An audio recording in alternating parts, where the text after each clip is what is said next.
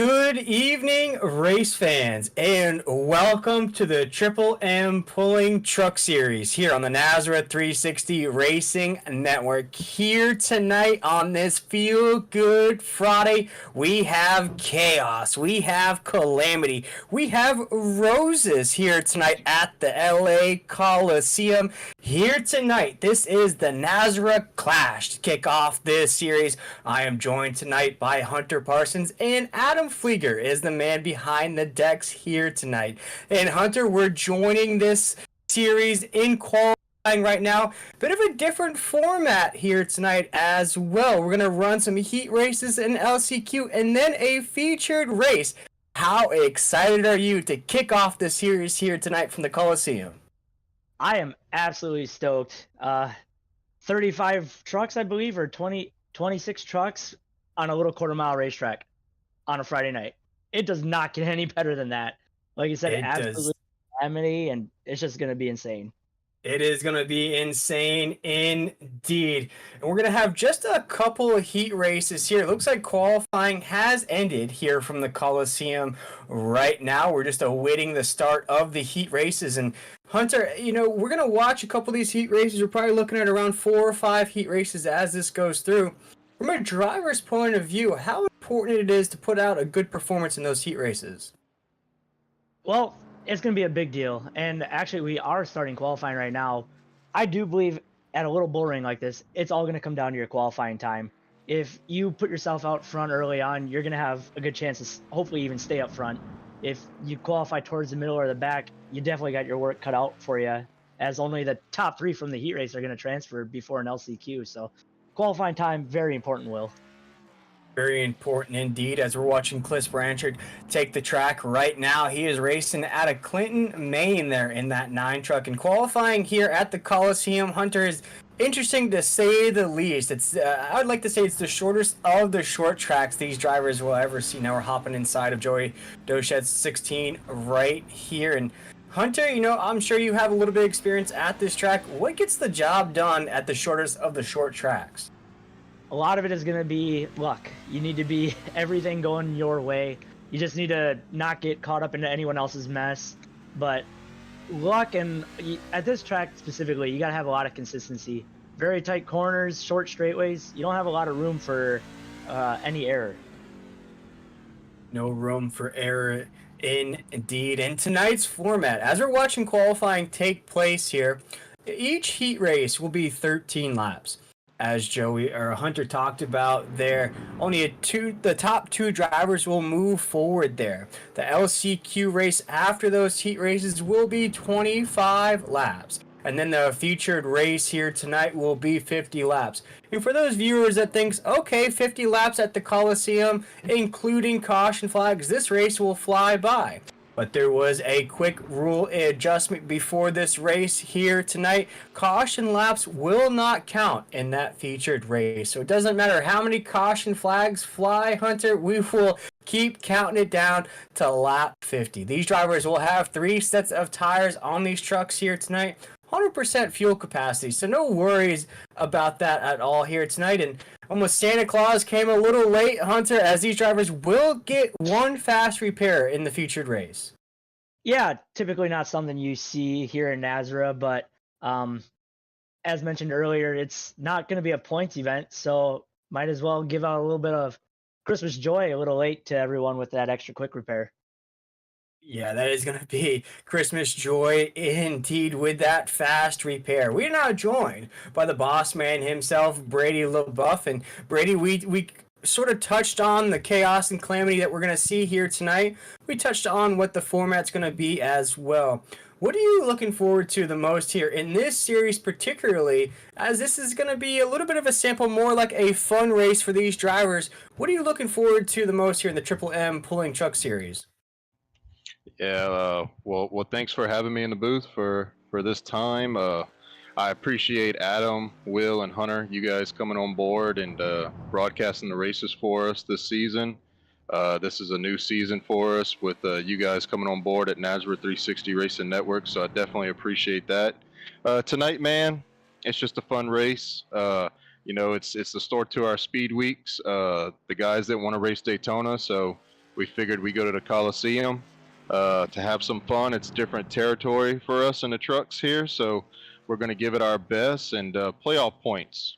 Top 5, you get playoff points plus cash, so a lot to race for, even though it is a fun race. But if I was going to be honest with you, this is our 6th season. We've got guys since the first season, since 3rd season, 4th season that's coming on board with us again. They just keep coming back, and I appreciate their commitment. I'm looking for some new players this season. Actually, it's kind of a time for some of them to kind of grow up and take that next step.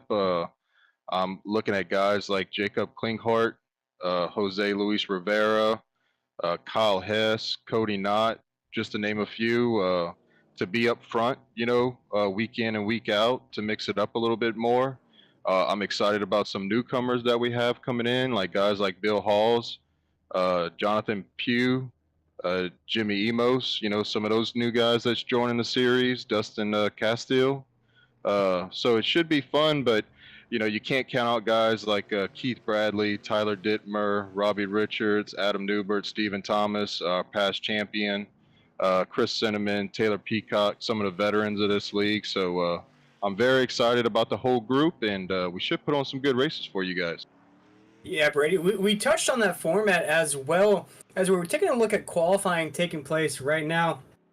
How is this race going to play out? As we talked about, there are going to be heat races of 13 laps. Do you know how many heat races we'll have and how many drivers? I think Hunter touched on that as well. 2 drivers will qualify into that main event, and then the rest of those drivers will move on to the LCQ. What are we looking at as far as field size in these heat races, and what are you looking forward the most as this qualifying session is ticking down here? Just a few minutes left to go. In those heat races, what are you expecting to see? Yeah, I want to say, and I could be wrong and Hunter could be right, but I think nobody advances after qualifying to the A main. It should be qualifying. The single core run is just a lineup for heat races. I didn't get an exact core count. You might be able to help me out with that real quick, but I'm looking at maybe 20-ish to 24 people. And I'm thinking there's going to be 3 to 4 heats at most, and then they'll have a last chance qualifier if there's more than 24 guys in here, because I believe there's 24 for the A main. So if there's 24 and less, everybody's going to make it. And I'm gonna just let iRacing kind of modify. They tend to modify the heats. I'm looking at maybe 3 heats at most right now on my screen. So like I said, it's just a fun race. We never typically do heat races and B mains or last chance qualifiers in an A main, so it's kind of out of our element. But you always got to innovate, try something different, get the guys excited, not doing the same thing over and over again. Will. Yeah, and Hunter, you touched on it here. It's more of like a good feel of a dirt race here tonight. The way we're breaking it down into those heat races, the LCQs, and then the main event, almost has a dirt track type of feel to this race here tonight. Yeah, and it gives you certainly more chances than just qualifying to run up front, maybe even get some more laps before you go into that final event or the feature, as we would call it, and give yourself some more practice time around other cars, kind of feel it out, and ultimately just hope to learn each time you get out there.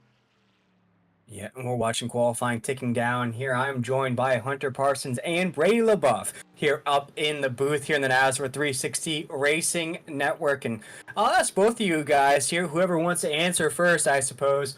How important is this qualifying session? The viewers at home are watching this. Of course, you see Morris right there in that 47 with a 13.77 time. Of course, this is going to set the field for those heat races. Is this going to be any indication of what we're going to see, or is it just important to make sure you start first in your heat race? I'll let Brady go if he wants. Well, I've never. Hunter's maybe raced here before. I have not, to be honest with you. But if it was up to me, I'm wanting to put down a solid qualifying lap. I want to be on the front row or at third at worst in my heat to have track position. And, I want to kind of sit around and get, qualified and advance to that A main as soon as I can, so I can kind of wait around and maybe watch other guys race to see what they're doing that I may not be doing to kind of give me something to work on for the A main. But yeah, I definitely think qualifying is important. Starting up front in your heat and then locking yourself in the A main as soon as you can is very, very important. Yeah, I would definitely agree. You definitely want to put yourself in a better position to be upfront and kind of control your own fate. You certainly could have it possibly even go wrong, even qualifying good. It all depends what's going to happen going into that first turn. If the car behind you will check up or not, or I mean, a good lap only does you so much. You just need the rest of everything else to fall into your hands. Indeed, as we're watching, we just got about a minute left in this qualifying session. Then we'll officially kick off those heat races here on the NASRA 360 Racing Network. And as Brady alluded to, this is the kickoff to our Speed Week event here. And Brady, you touched on it here. These drivers are racing for cash. Of course, everybody loves a little cash in their pocket, but also playoff points. So that's an interesting aspect of tonight's race.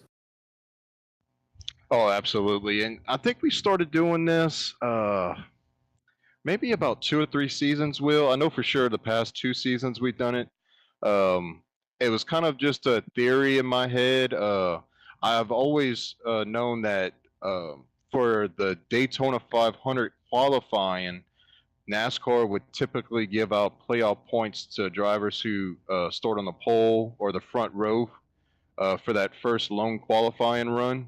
So I figured, well, you know, let's do a clash, let's do duels and stuff like that, all-star races. But in order to kind of get the guys to show up for it, even though it's a non-points event, give them cash and put something, important on the line like playoff points because they're huge, right?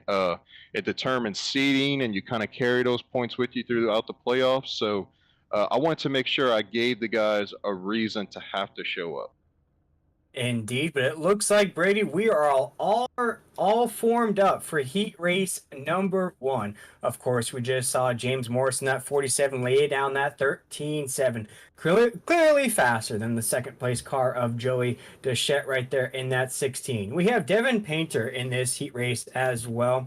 Justin Lumpkin will roll off 4th in this heat race. Cody Knott in 5th position, and Keith Haney in 6th here in heat race number 1. This will officially kick off this event from the Coliseum, the Cathedral, if you will, as the pace truck's going to take us on the backstretch here. These heat races will go very quickly here. 13 laps in the books. And Brady, before this green flag waves, will there be any caution flags or will caution laps count here in these heat races? So I did take that off. So the caution laps will not count. Ooh, there we go, Hunter. We got that awesome answer to that question. So it will just be a straight shootout for 13 laps here in heat race number 1. And it looks like with about a 6-car field, we'll be about just in the range of about 4 heat races, 5 heat races at most. But here we go. Barney the Flagman is ready to rock and roll, and so are we up here in the booth as James Morris will take us to the drop of the green flag, and heat race number 1 has officially kicked off. And what a jump it was from James down to corner number 1, down the backstretch as our race leader.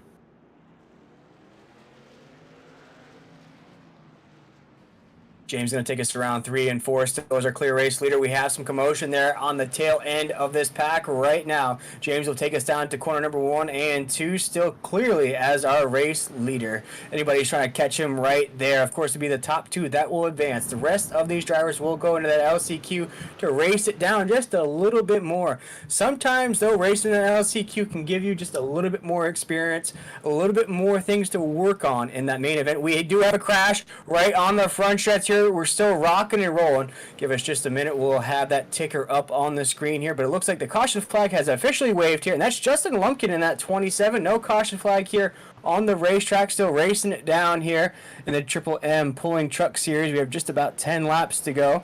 James Morrison's trying to hold off that second place car. That looks like Joey right there. Joey's going to go to the inside as James makes contact with that topside wall. Down to 3 and 4 right now. And they make contact on 3 and 4. They're already wrecking here in heat race number 1. James Morris in that 47 machine is going to take us down to 1 and 2 right now. Justin Lumpkin's just going to ride this heat race out there, beating beating and banging doors down to corner number 3. We have 8 laps to go here in heat race number 1. Coming off of 4 right now. They're still slipping and sliding to this line. Big wreck on the front stretch right there. Joey's going to get the worst of that. Man, what a commotion here, Hunter, in heat race number 1. Certainly, no one wants to lead this one, that is for sure. But like we said earlier, starting position is going to be everything. So finishing second or third, that's still going to put you starting almost 6th, 7th, 8th in that field. You want to be up front. So every spot very critical. As we see, James Morris is going to get into the back of the 16 of Joey Doucette coming across the line. And the caution flag has come out on this one with just 6 laps to go. Wow, what a start to the night, huh, Will? What a crazy start to heat race number 1 right now. I think you have to throw that caution flag for that instance. They were all tangled up. They were all piled up there on that front stretch. It looks like we'll have just about a green-white checkered here to end heat race number 1. And Hunter, I kind of posed that question here during heat race number 1. Of course, you spoke about it there. Even if you finish third here, you're still going to get a good starting position in that main event. But for these drivers that are at the tail end of this pack and you have to go to that LCQ, is racing in that LCQ going to give you maybe a slight advantage there because you're going to get more of a feel of the racetrack than some of these guys that are only going to race in maybe one heat race and then move on to the main event? It could go either way for sure. It'll give you more seat time as we have talked about in so far tonight, but you don't want to be in that LCQ because you still have that chance of not making it to the feature event. So very risky to be in that LCQ, but can certainly pay off if you aren't as comfortable right now running through the heat racing. Yeah, right now we're under caution here with 5 laps to go. This is heat race number 1 right here. Looks like the 26 machine is leading the way. We have the 89 right behind him, the 18 as well. Looks like the 47's back there, and the 16 is going to be at the tail end of this pack here as we come down to corner number 1. Looks like caution laps do not count here in heat race number 1. As we come down the backstretch here, looks like the pace lights are off. We're going to go green flag racing when we come off of 4.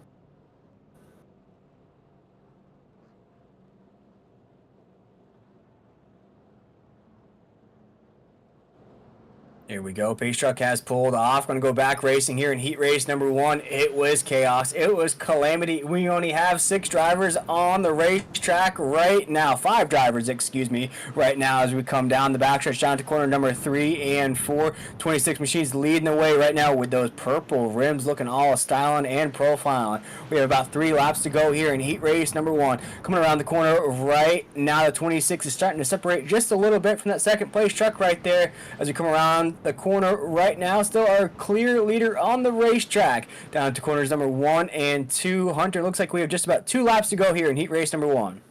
Yeah, and as we talked about earlier, having all that track position, a good qualifying lap, starting up front is going to be everything. Well, as it looks, it's in this heat race, it's not it. I'm not sure what happened here. It looks like might have been a pause on the stream there. No, I think what happened was for the heat races they are counting the caution laps, so they had a green-white checkered there. So whenever they came to the line, it was green flag, white flag, and then the end of the heat.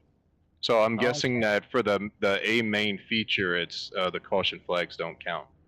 Okay.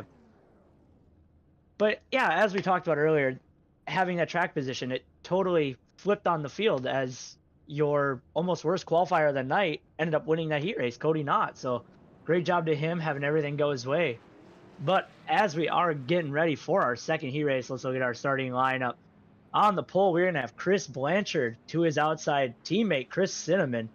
Starting that second row inside the 86 of Kyle Hess, and next to him, the 4 of Adam Newbert. Behind them in our final row is going to be the 48 of Robbie Richards, and newcomer to the league, the number 85 of Jimmy Emos. So out of this one, we're going to have 13 laps, and we are going to be looking for the next 3 cars to lock into tonight's A main event.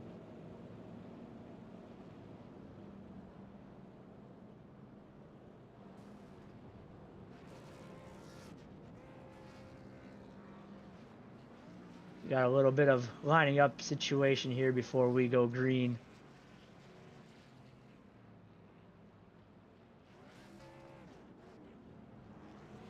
as the pace car is going to dive down. Not sure what is going on with Jimmy Emos, but we are going to take the green going into turn 1. Oh no, car spins out in front of your leaders and piles up everyone. Caution flag is going to come out for this one.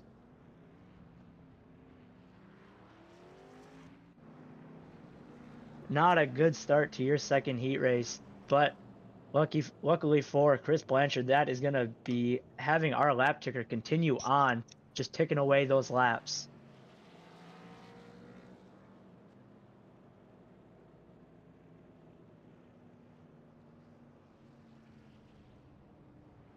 Rough start to the start of this second heat race, but here at the Coliseum, we expected none the less for sure.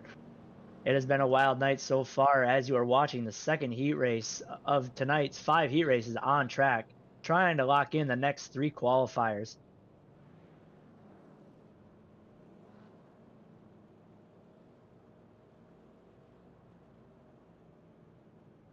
Nothing has changed upon our order so far after that first lap, as we are currently coming to 7 to go this time by.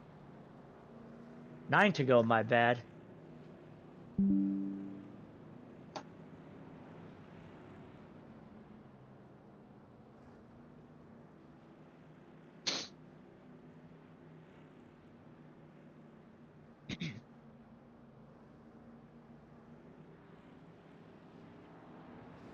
We are going green this time by. Chris Blanchard is going to lead him back to the green. Whoa. Pace truck is back out on the field. Brady, what do we have going on right now? Well, I mean, it's a tough track, for some. Some probably, I'm hearing guys just buying the track, 5 minutes before the race starts. So, you got guys that's, working all day and they trying to get in the race tonight, and sometimes it goes that way. Yeah, and caution flags at the Coliseum. How hard is it to get everything lined back up in such a short time? Yeah, it's tough, but and I was just about to express, there's a lot of heavy hitters in this group right here. You got Chris Blanchard, Chris Cinnamon, Adam Newbert, Robbie Richards, Kyle Hess. You got potentially 5 playoff drivers right here in this one heat. Yeah, certainly not an easy heat race to transfer your way through, as we see the 9 of Chris Blanchard leading him off through this one. The 48 of Robbie Richards still holding down the second, or Chris Cinnamon, my bad, holding down the second spot with Robbie Richards in hot pursuit in that third and final transfer spot. Still looking for more as we have 5 to go. Newbert and Kyle Hess just hoping for a prayer coming to these last few laps. Coming off of turn 4, we are looking at your battle for 4th and 5th between Newbert and Hess. Currently battling for that second spot is Robbie Richards with Chris Cinnamon. Everyone pretty single filed out, separated, just trying to be confident and comfortable in their transfer positions. However, if I know Robbie Richards, he is not content with 3rd. He is going to want a few more spots on that grid in that A main event. As we have just 2 laps to go this time by, Chris Blanchard is looking to go flag to flag as he comes off of turn 4. Looking for your white flag. Oh, last lap. Chris Blanchard is hoping to get through 3 and 4 clean. And he is gonna do it. Chris Blanchard goes flag to flag to win heat race number 2 with Chris Cinnamon in the second spot and Robbie Richards coming home 3rd. Those are your transfer cars. Newbert and Hess are going to have to come through an LCQ later on for sure.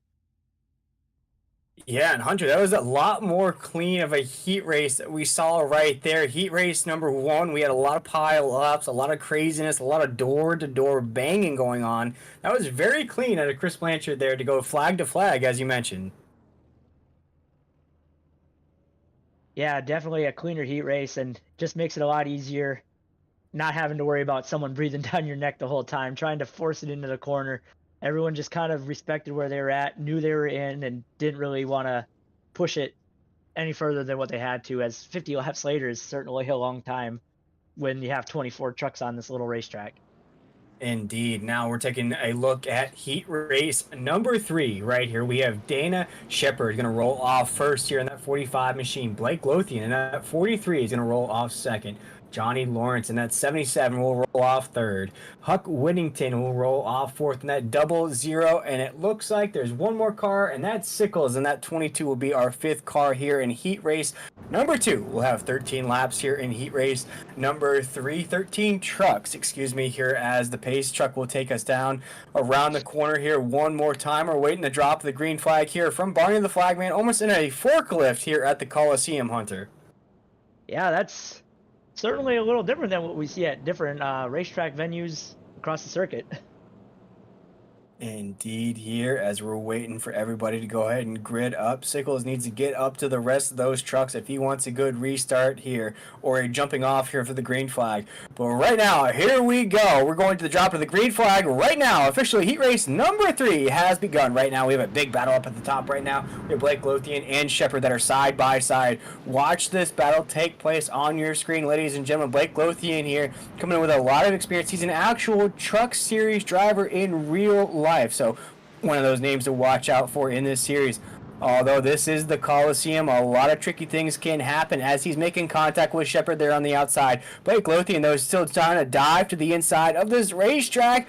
He is door to door with Shepard right now into corner number 1 here with 11 laps to go. He keeps slamming those brakes under the corners here as we're down the backstretch right now, down to 3 and 4. Blake Lothian still a race leader in that 43 truck. He's holding off Shepard right behind him in that 45. It is a race of 40s up here at the top of the grid. The 43 truck of Blake Lothian here will take us down the stretch, makes contact with the outside wall though, holds that truck together as we come around the corner here with 10 laps to go. Blake Lothian still a race leader. Sickles though is way off the pace in that 5th position. Right there behind them we have Lawrence in that 77 and Whittington in that 00. Looks like we have a pile up in the corner though, right here with 9 laps to go.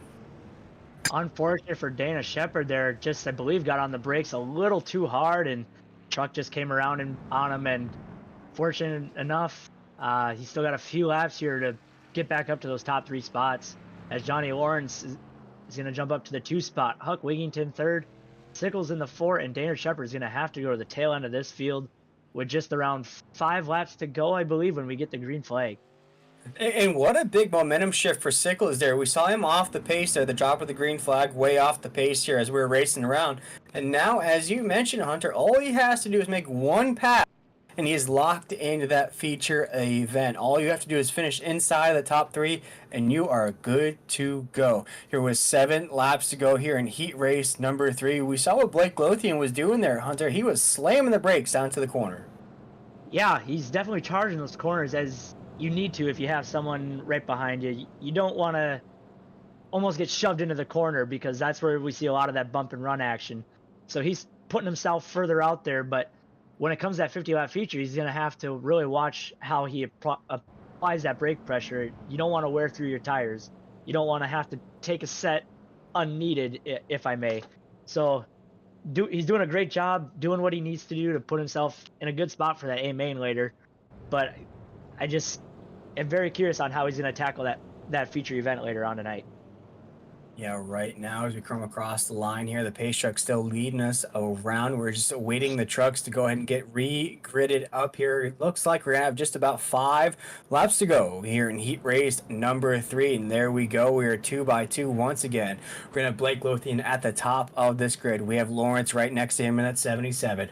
Whittington in that 00 and Sickles right there as well. Shepard in that 45, though, it's not all sealed up for him. He can still make a big pass as Barney the Flagman is waving up in his forklift. As we dig down into corner number 1, we have 4 laps to go as Blake Lothian in that 43 truck will take us down the backstretch as our race leader. We get piled up just a little bit coming off of corner number 2. Blake Lothian, though, is clear and free at that top position. Lawrence right there in that 77, and we have Whittington in that 00 right behind him. These guys look like they're content. Whoa, no! Oh, Blake no. Lothian wrecks coming off the corner. He does wreck here with 3 laps to go. Lawrence takes the lead here. Whittington to 2nd right there. Sickles to 3rd. Oh my goodness, does that Yahtzee shuffle the grid up here with 3 laps to go?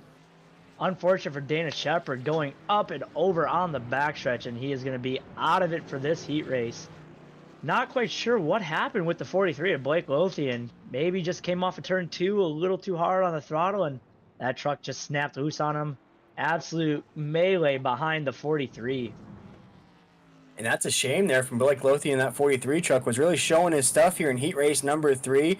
Clear leader throughout tonight's race with the drop of the green flag, or throughout tonight's heat race here. It was really clean. He was slamming the brakes a little hard on the entry of those corners. We could see that white smoke coming off those Goodyear Eagles there. But like you said, Hunter, could have been that he just tried to get on that gas just a little bit hard. That truck snapped from underneath him. He made contact with the outside wall. And how tight we're racing here at the Coliseum, you are bound to collect somebody else in this. But it looks like we're going to have essentially a green-white checkered here to end heat race number 3. Yeah, what a crazy end. We had the first heat was absolutely insane. Second heat race is very calm, collected. And we're back here at heat race number 3. And we have an up and over truck on the backstretch. So I'm excited to see what's going to happen in heat 4, 5, and the rest of the racing. Yeah, right now we have a green-white checker waiting for everybody to get re-gridded here 2 by 2 here on the racetrack. Looks like the pace truck will take us around. Looks like one more time as you see the 77 of Lawrence going to go to the inside here, waiting to see who takes that outside track. Looks like it's going to be Whittington and that 00 and Sickles. As I mentioned, a truck that was way off the pace to start this heat race off now is in that clear position to go ahead and qualify for that main event. But now as the pace truck is going to take us down to 3 and 4, looks like we will go green flag racing here as we come off the corner here. And we will. Barney the flagman is ready in his forklift, and so are we up in the booth as Lawrence in that 77 will take us down to corner number 1 and 2 down the backstretch right now as our race leader. We have 2 laps to go here in heat race number 3. That 77, all he has to do is keep that thing clean, and he is good to go for that main event. Here comes Blake Lothian though in that 43 truck. He's now in position as well. As we have a wreck. That's Whittington in that 00 down in the corner. Doesn't matter though. This is the white flag as Lawrence in that 77 will take the checkered here in heat race number 2. Blake Lothian in second, and it looks like right now Sickles will get that 3rd position here in heat race number 3. What another crazy ending to that one. But I do want to mention one thing I noticed there. We did see our first pass on the outside by Blake Lothian. He made a charge around the 00 of Huck Wigington going into turn 3. Coming down the front stretch, they made that little bit of contact and sent Huck around. But we haven't really seen any outside groove passing so far tonight. Been all Not bump at and all, runs. but that goes to show the experience of Blake Lothian to be able to pull that move off there in heat race number 3. But there we go, Hunter. We're kicking off heat race number 4. Heat race number 4, as you mentioned, on the racetrack now, getting ready to double them up and go green on the pole. This one, we're going to have the 29 of Keith Bradley, and to his outside, the 19 of Jonathan Pugh. Second row of the 13, Michael McKinnon, and to his outside, number 11, Derek Kilgore. Rounding out the field in that 5th and final spot is going to be the 53 of CJ Fonda, one of the newcomers to the NASRA League. Excited to see what he can do throughout the season, as he had a good showing last week at Talladega in the race to the Clash. Barney is going to be coming by this time, giving them the 1 to green. Pace truck lights are off as we are going to be getting ready for heat race number 4 of 5 to set green.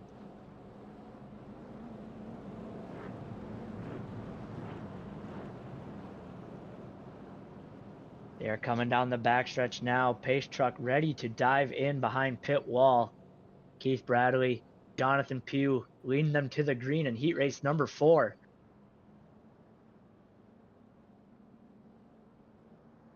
Barney is waving the green, and Keith Bradley gets an amazing jump on Jonathan Pugh, getting down into turn 1. As we have contact behind him, it looks like the 19 is going to get a little bump and run and be facing the opposite direction. Unfortunate for the 19. Keith Bradley is going to be asking himself paper or plastic, because he is being checked out right now, as Derek Kilgore is going to go from the 4 to the 2 spot only after the first lap. First and second, very comfortable in a transfer spot. We are all eyes on the 29 right now, making his way down the backstretch.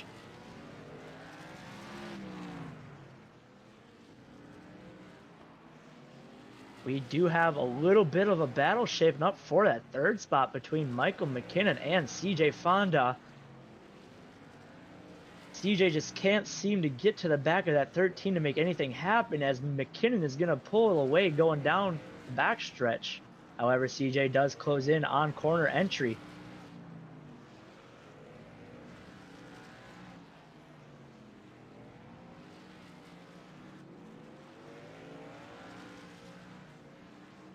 '29 of Keith Bradley still out front, showing strong, as Derek Kilgore seems to be closing the gap ever so slightly. Not much has changed in your order from the drop of this one, other than the unfortunate accident with Jonathan Pugh putting himself in the back of this one.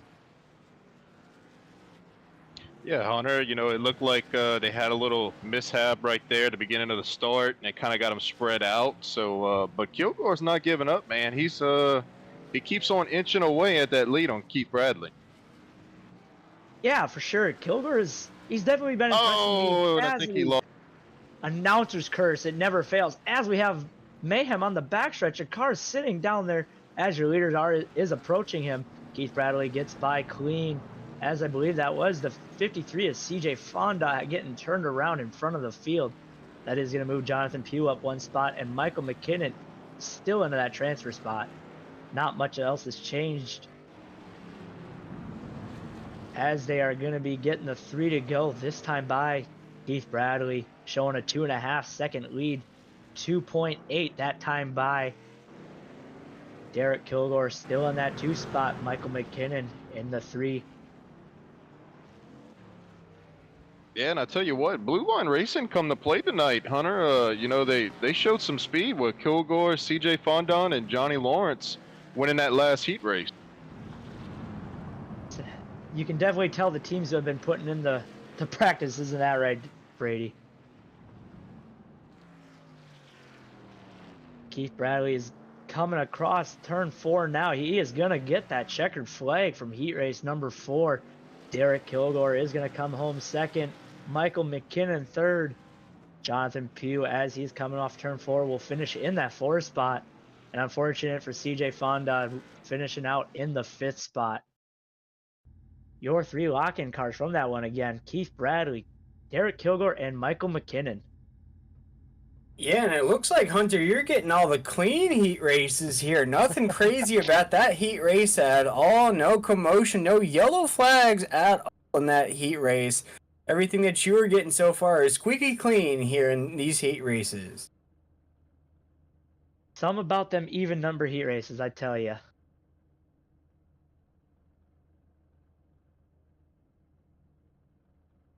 Right now, as we're about to kick off heat race number 4.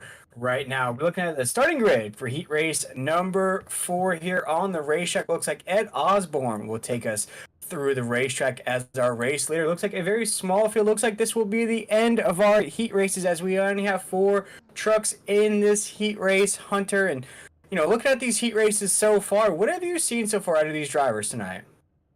A lot of drivers, I have seen a lot of patience. I would have expected a lot more of that bump and run aspect to gain a few spots. Haven't seen a whole lot of that, just a lot of misfortune and trucks getting turned sideways. But overall, I've been very impressed with, as Brady has mentioned before, they've never come to the Coliseum. So I'm very impressed with how everyone's adapting very quickly and just how smoothly overall it has been for tonight.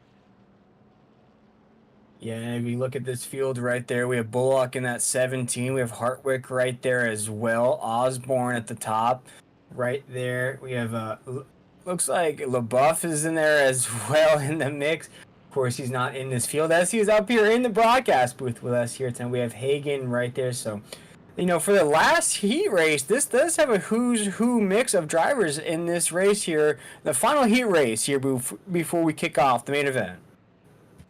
For sure. And one car I would keep your eye on as of late is your race to the Clash winner on the pole. This one, Ed Osborne. He had the win last week, as I mentioned, at Talladega. He put in a good time tonight. He has certainly been stepping up his game as of late.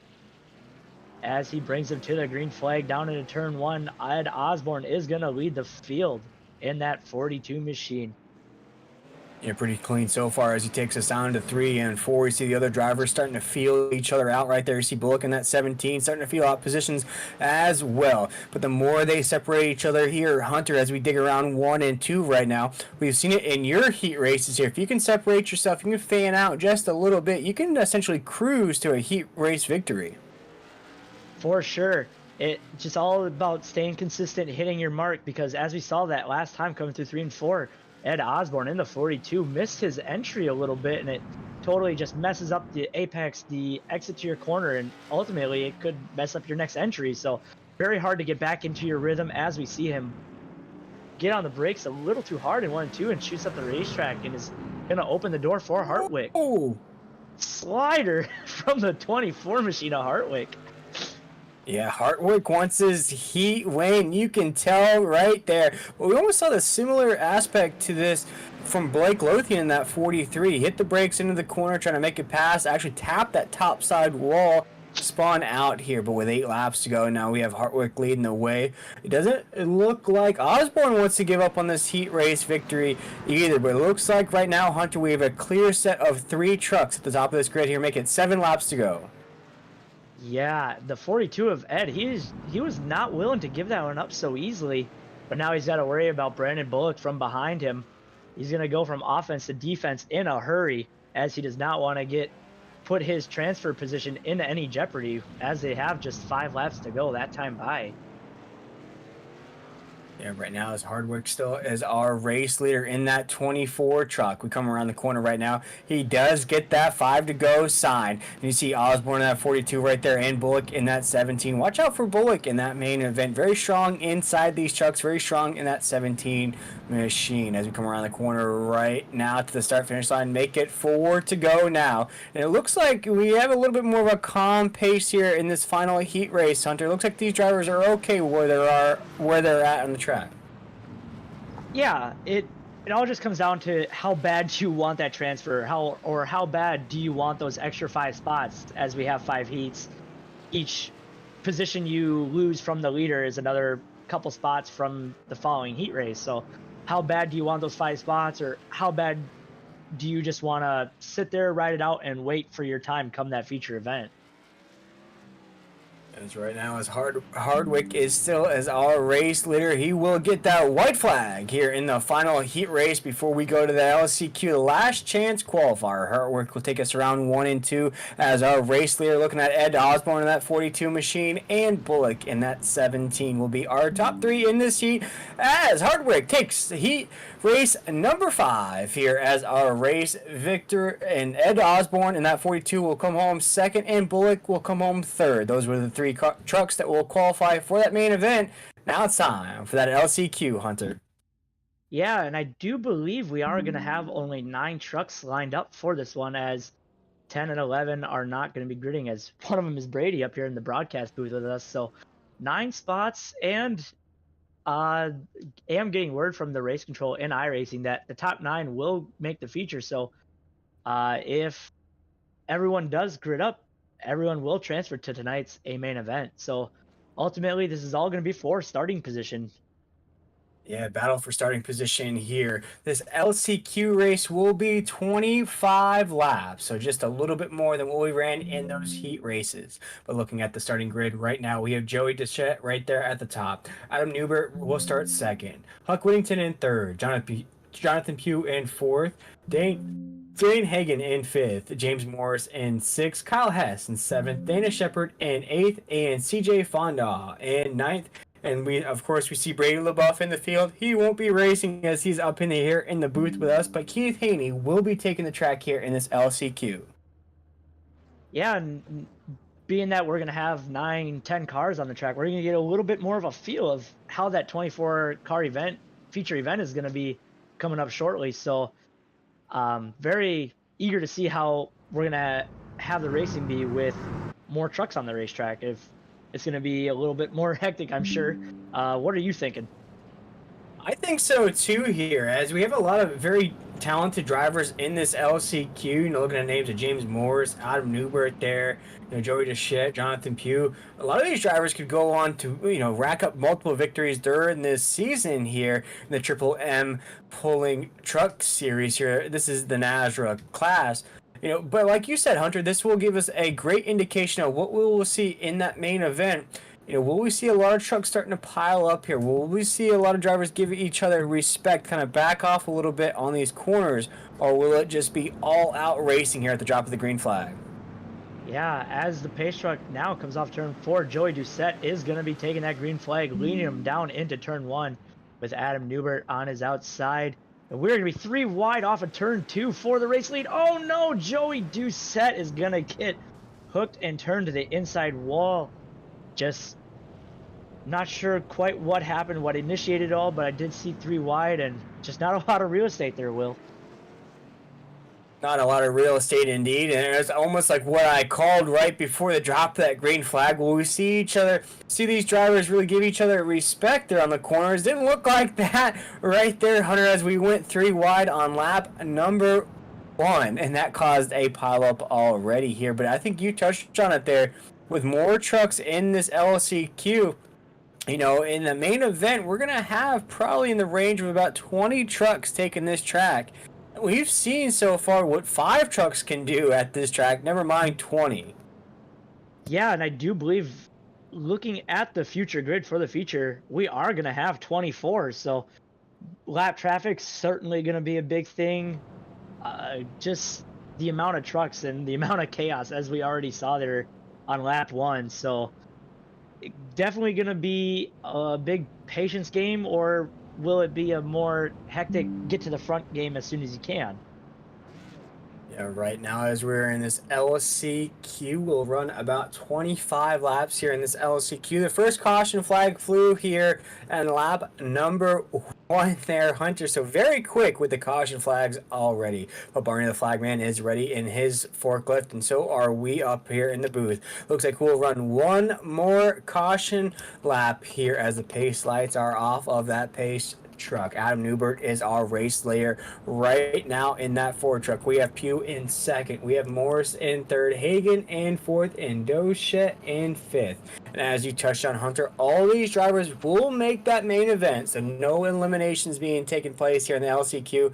It is more so a battle for position in that starting grid. But here we go as we come down the backstretch. The pace truck is ready to pull off, and so are we. Looks like we'll have 1 more lap under caution here, Hunter. What are you looking forward to when we go under green? I'm keeping my eyes on that 47 of James Morris. He was your quick time tonight, had that unfortunate incident in heat race number 1, started 6th in this LCQ, and he's already up to 3rd with, I believe, ultimately 3rd is the best starting position on this racetrack. I don't want to be that leader. I don't want to be that first car into that corner. So I'm definitely going to keep my eyes on that 47 to see if he can put himself back in a position to get back up front in that A main and ultimately win this thing.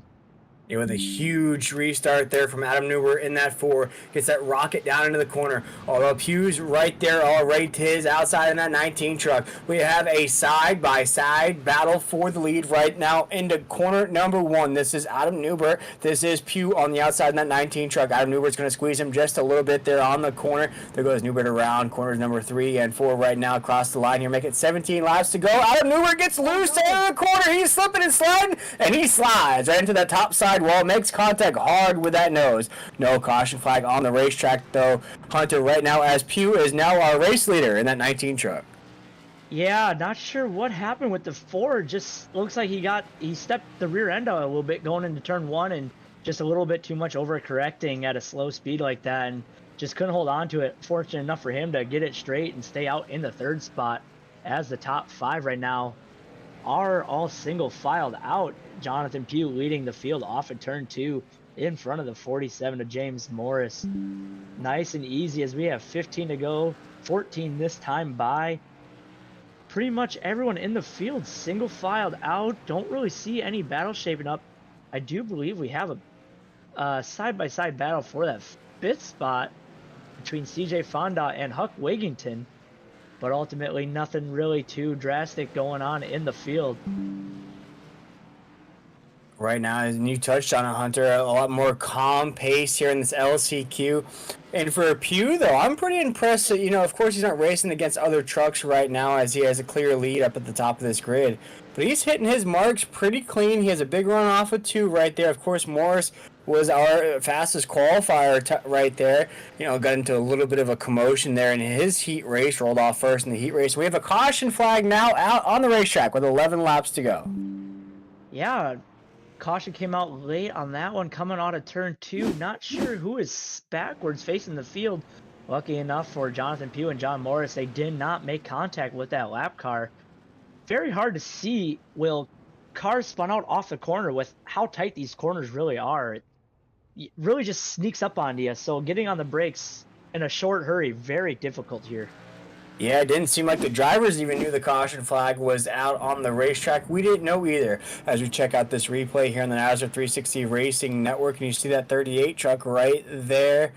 Looks like just going to come into the corner just a little bit too hot, and just that thing's just going to swing around on them. But here comes the leaders right here on the racetrack. They're going to see the 38. The 38 is going to park it right in the middle of the racetrack there. There's the 19, and you see James Morris right there in the 47. Adam Newbert has to avoid him as well. Man, but we have a caution flag here in the LCQ. Just a few laps to go here as we're counting it down here.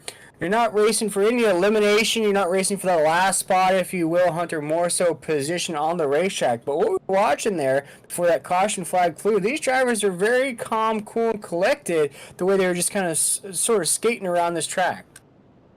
For sure. Like we keep mentioning, not racing for anything, just that starting position. But at some point, you want to try and start up as far as you can, because starting that further back puts you at a greater risk to go a lap down quicker, as those leaders are going to have fresh track in front of them. Meanwhile, those cars starting 18th on back to 24th going to have a hard time getting going, getting up to speed, getting up to pace. So definitely do not want to be starting that far back for sure. Not at all here with 7 laps to go here. Watching everybody getting reset here as the pace truck will lead us around the racetrack here. We see Barney the flagman inside his forklift there at the start-finish line. Right now, our leader on the racetrack is Pugh inside that 19 truck. We have Morris right there in that 47 currently in second.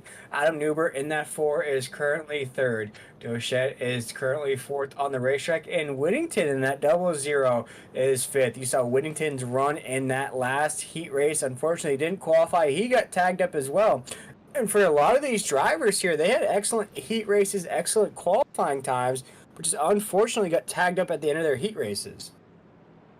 Yeah, like we mentioned earlier in the broadcast, having an LCQ gives you that extra little bit of chance to give yourself a little bit more practice, get yourself a little bit more track position when it comes later on. As we go back green, Jonathan Pugh's going to get a nice little jump going into turn 1. With the 4 in hot pursuit on the inside of James Morris, as we are going to be wrecking behind the leaders. Joey Doucette in pit lane with, I can't tell who that is behind him. Looks like it is going to be the 00 of Huck Wigington again. Him and Joey Doucette not making any friendships this LCQ.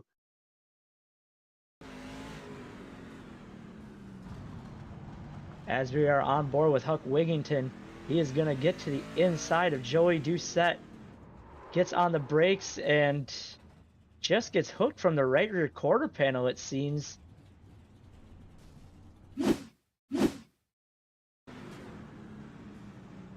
Oh, Joey Doucette gets a little bump going into turn 1.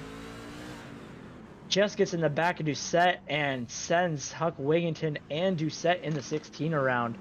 Unfortunate for them, as we are going to be going to a green-white checkered at the end of this LCQ. Yeah, right here at the end of the LCQ. And Hunter, you touched on it before the green flag flew here in the LCQ of what we're going to see here with more trucks on the racetrack. And you touched on how we're going to have about 26, about 28 trucks there in that main event. Boy, it looks like it's going to be more so of a demolition derby here at the Coliseum than it is a clash. Yeah, good thing old Santa Claus, as we mentioned earlier, brought in that extra fast repair, I do believe some drivers are going to need them later on. It's almost like an over-under of how long we're going to stay green there in that main event. How many laps so we can continue around this racetrack before somebody gets entangled, somebody snaps that truck around there on the corners. As right now, looks like we're going to try to get gridded up here for that green-white checkered here. This is the LCQ here in the Triple M Pulling Truck Series. This is the NASRA class from the Coliseum. This is officially the kick-off point here of Speed Weeks. Of course, we're going to go to Daytona next week to sort of get that super speedway racing out of the way, and then of course we'll have a main event in just a few weeks time for that as well.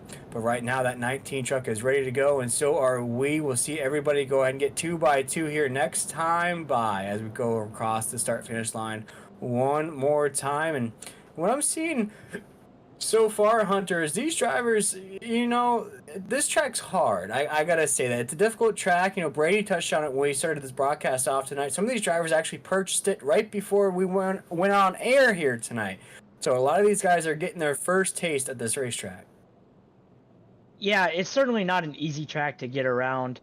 It's a lot of rhythm, a lot of hitting your marks, as we keep mentioning, but it's certainly not just a Daytona where you hop in and go, you know. So definitely takes a little bit of practice, some seat time, and hopefully at the end of the 50 laps, we can see a really good battle towards the end of that.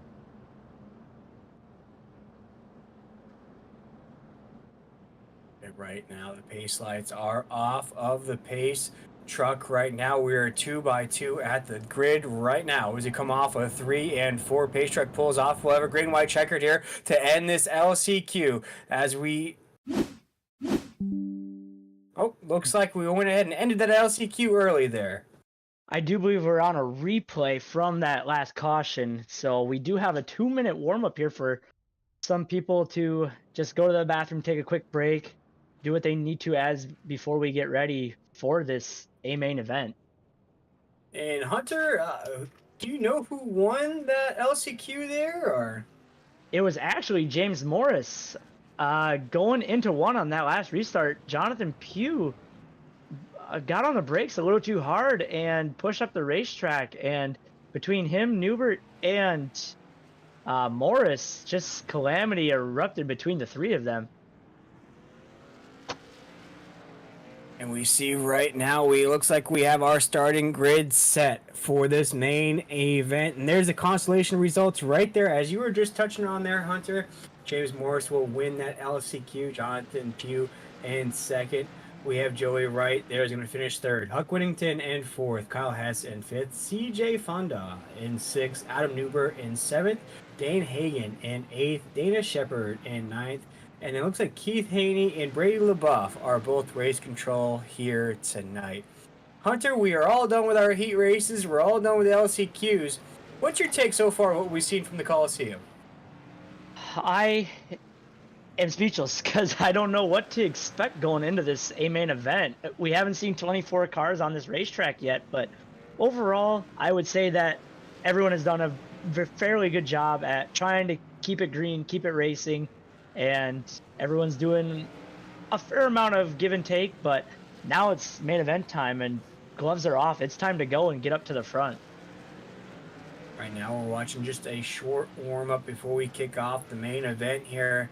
This is the NASRA Clash from the Coliseum here in the Triple M Pulling Truck Series. Looks like the warm-up has ended here. Hunter, we have the starting grid ready to rock and roll. We're ready to rock and roll up here in the booth as well. We'll have 50 laps here. We'll count them down, and caution laps will not count under caution. Go ahead and kick it off for us at home, Hunter, and start off that starting grid. On the pole, this one is going to be the 26 of Cody Knott, your heat race number 1 winner. To his outside, then number 9 of Chris Blanchard. Second row, the 77 of Johnny Lawrence, with to his outside Keith Bradley. The third row going to be Zach Hartwick, in the 24 and 27 to his outside is Justin Lumpkin.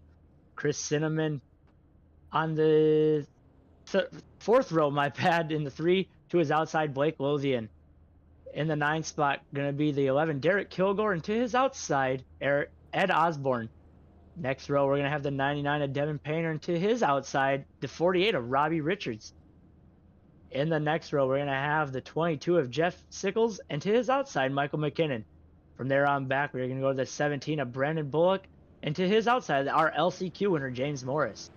Next row, we're going to have the 19 of Jonathan Pugh and Joey Doucette. Behind him, we're going to go to Huck Wigington and Kyle Hess. In that 21 spot, we're going to go to the 53 of CJ Fondot and the 4 of Adam Newbert. And in our final row, Will, we have the 39 of Dane Hagen and the 45 of Dana Shepard. And that is your 24-car grid A-main event here at the NASRA Clash at the Coliseum. 24 cars will take on the Coliseum here in the Clash race here. This is officially the jumping off point for Speed Weeks here in the Truck Series. As we now see everybody's ready to rock and roll, we're 2x2 all the way down the racetrack here. Pace lights are off of the pace truck. We're waiting for him to go ahead and pull off. We'll go green flag racing. Barney's ready in his forklift. So are we up here in the booth. And here we go. We come off of corner number 4. We're officially racing here in the main event down to corner number 1. Chris Blanchard is going to get the little bit of a jump on the outside as the inside row is stacking up. That is going to be your pole sitter, Cody Knott and Johnny Lawrence tangled up off of turn 2. Not sure what started that whole little mess coming off of turn 2, but Chris Blanchard will inherit the race lead after lap 1. Yeah, Hunter, we were our first caution on the racetrack there. We were about a quarter of the way through the racetrack, checking out the replay here on the NASRA 360 Racing Network. The 26 is going to make contact with the 9 there. That's going to send the 26 down into the inside wall. And the 77 right there didn't have anywhere to go but to make contact with that side panel of the 26. Yeah, unfortunate for your pole sitter, 26 just got into turn 1 a little too hard and tried to stay off of the 9 of Chris Blanchard, but as they're coming off of turn 2, just nothing you can do with the whole field behind you. Fortunate enough, no one really piled up too hard, but very, very tough start to that first race, or first lap, my bad. Very tough start indeed right now as we're under caution here in the main event. My name is William Tiller. I'm joined tonight by Hunter Parsons. We have Brady LaBeouf up here in the booth with us as well. And Adam Flieger is the man giving you all the wonderful shots here from the Coliseum. We are live on the NASRA 360 Racing Network. If you're enjoying what you are seeing here tonight, we invite you to go check us out on YouTube, Facebook, and Twitter. Go ahead and like and subscribe us on YouTube. There are races coming at you almost every day of the week here on the NASRA 360 Racing Network. And Brady, I'll bring you on here, my man. We watched those heat races, we watched the LCQ. Now we're watching lap number 1. We have our first caution of the night. Do you feel like this is going to calm down just a little bit here as we get things going once again? Oh, absolutely. I think, everybody's just trying to get settled in, So hopefully that happens, but I think it's going to be exciting the rest of the way. We just have to wait and see how it pans out because everybody's used to running with 5 trucks and now you're running with 20. Big increase there as Blanchard, that 9 truck will take that green flag. We are racing here. This is lap number 4. We are clean so far on the racetrack there, Hunter. We have some door-to-door racing down the grid here. We have a bunch of cars on the racetrack here, trucks. We are under caution once again as there's a big pileup on 3 and 4. Yeah, unfortunate for those 2 cars turned sideways in front of the field as we have a replay coming to you right now. Looks like some cars just got on the brakes a little too hard. Going into turn 1 as we were going down into turn 3 where I believe the caution came out. Looks like cars just collected on the inside wall and came to a grueling stop in front of traffic. I do believe that was the 00 of Huck Wigington.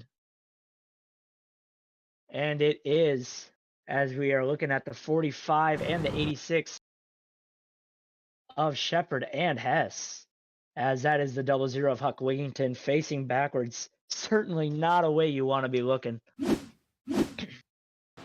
Definitely not, Hunter. And we spoke about it to start this broadcast off. Santa Claus is going to come late to a lot of these drivers here tonight. You're going to get one fast repair.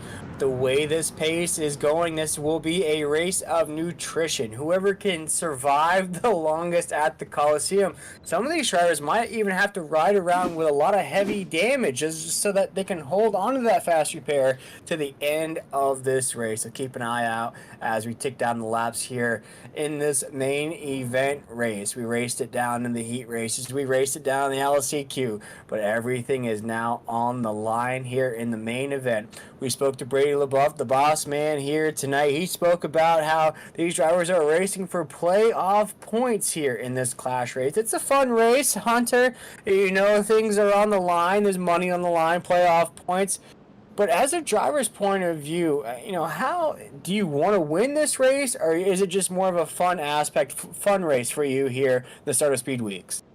Well, as a racer, every time you get in or on the server or just in a car in general, you want to win. So I know a lot of these guys are just here having fun. As we mentioned, not much on the line except those playoff points, but playoff points in this league definitely make a big difference. Those 5 extra points for winning, or however Brady has it set up for tonight, they can definitely mean something when it comes down to that playoff cutoff line.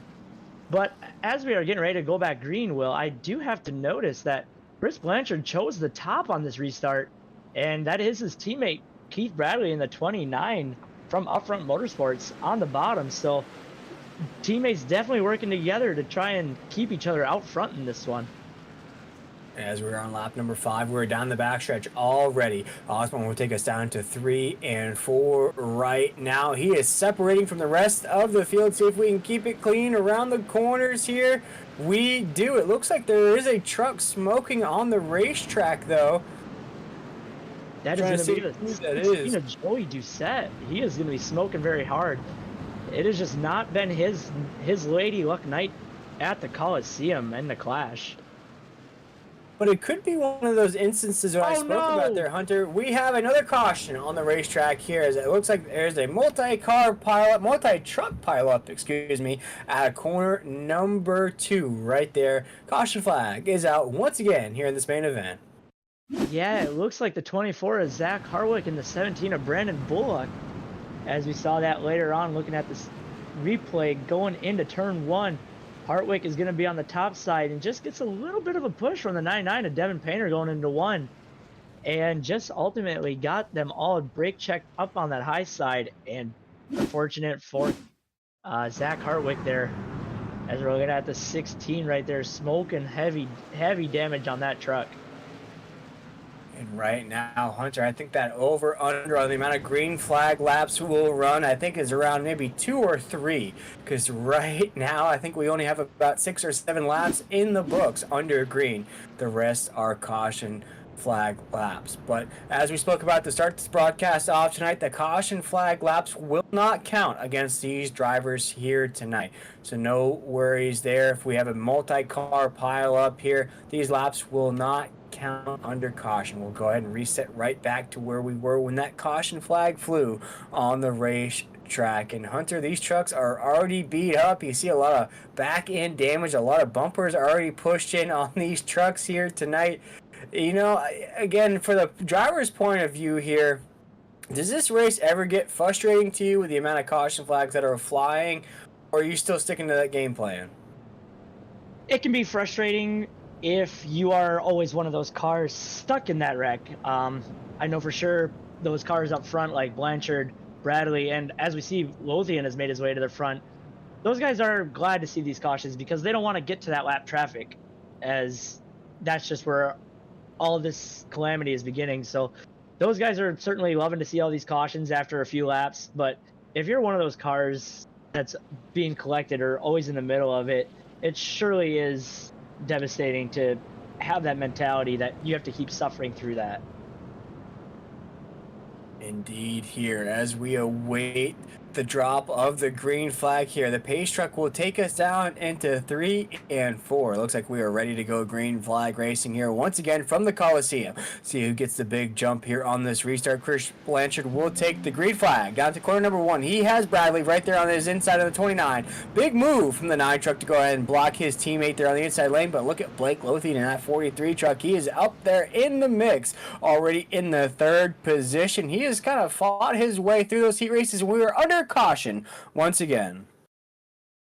Yeah, and as we mentioned, the 9 and the 29, they are teammates, so probably a little bit of strategy as to why the 9 is taking the top side on those restarts, trying to make sure that those 2 teammates can control this race from the front row, and they are doing an excellent job from Upfront Motorsports, a team you will be hearing about all season, as they are always strong season championship contenders and team point champion contenders, so very tough to try and dethrone those guys, as I do believe, and Brady can correct me, they are back-to-back team champions. That is correct, Hunter. Upfront Motorsports has won since we started doing team points and team standings and team championships the past 2 seasons. They won the first one, the inaugural one, and then they won the second one, so back-to-back. So they're going for the three-peat this season. Certainly not an easy task to do with such a heavy field of hitters, and to be able to be that consistent, it just is mind-boggling that there hasn't been another team to contend for it yet. Yeah, that's correct. But like I said, you know, in NASCAR, you have silly season. That's what we have at NASRA also. You got a lot of guys that have switched teams from season to season, and I'm really excited about this one because there's a lot of recruiting deals being made. So you see people that don't normally like each other or run well together that will be running on the same team this year, so it should be fun. We'll be eager to see how those friendships, as you say, those people that don't like each other, we'll see how well they can work out to dethrone Upfront Motorsports at the end of the season. But that's a long way away, and right now we are focused on going back green at the clash at the Coliseum, as Chris Blanchard will be leading them back to the green on that outside lane.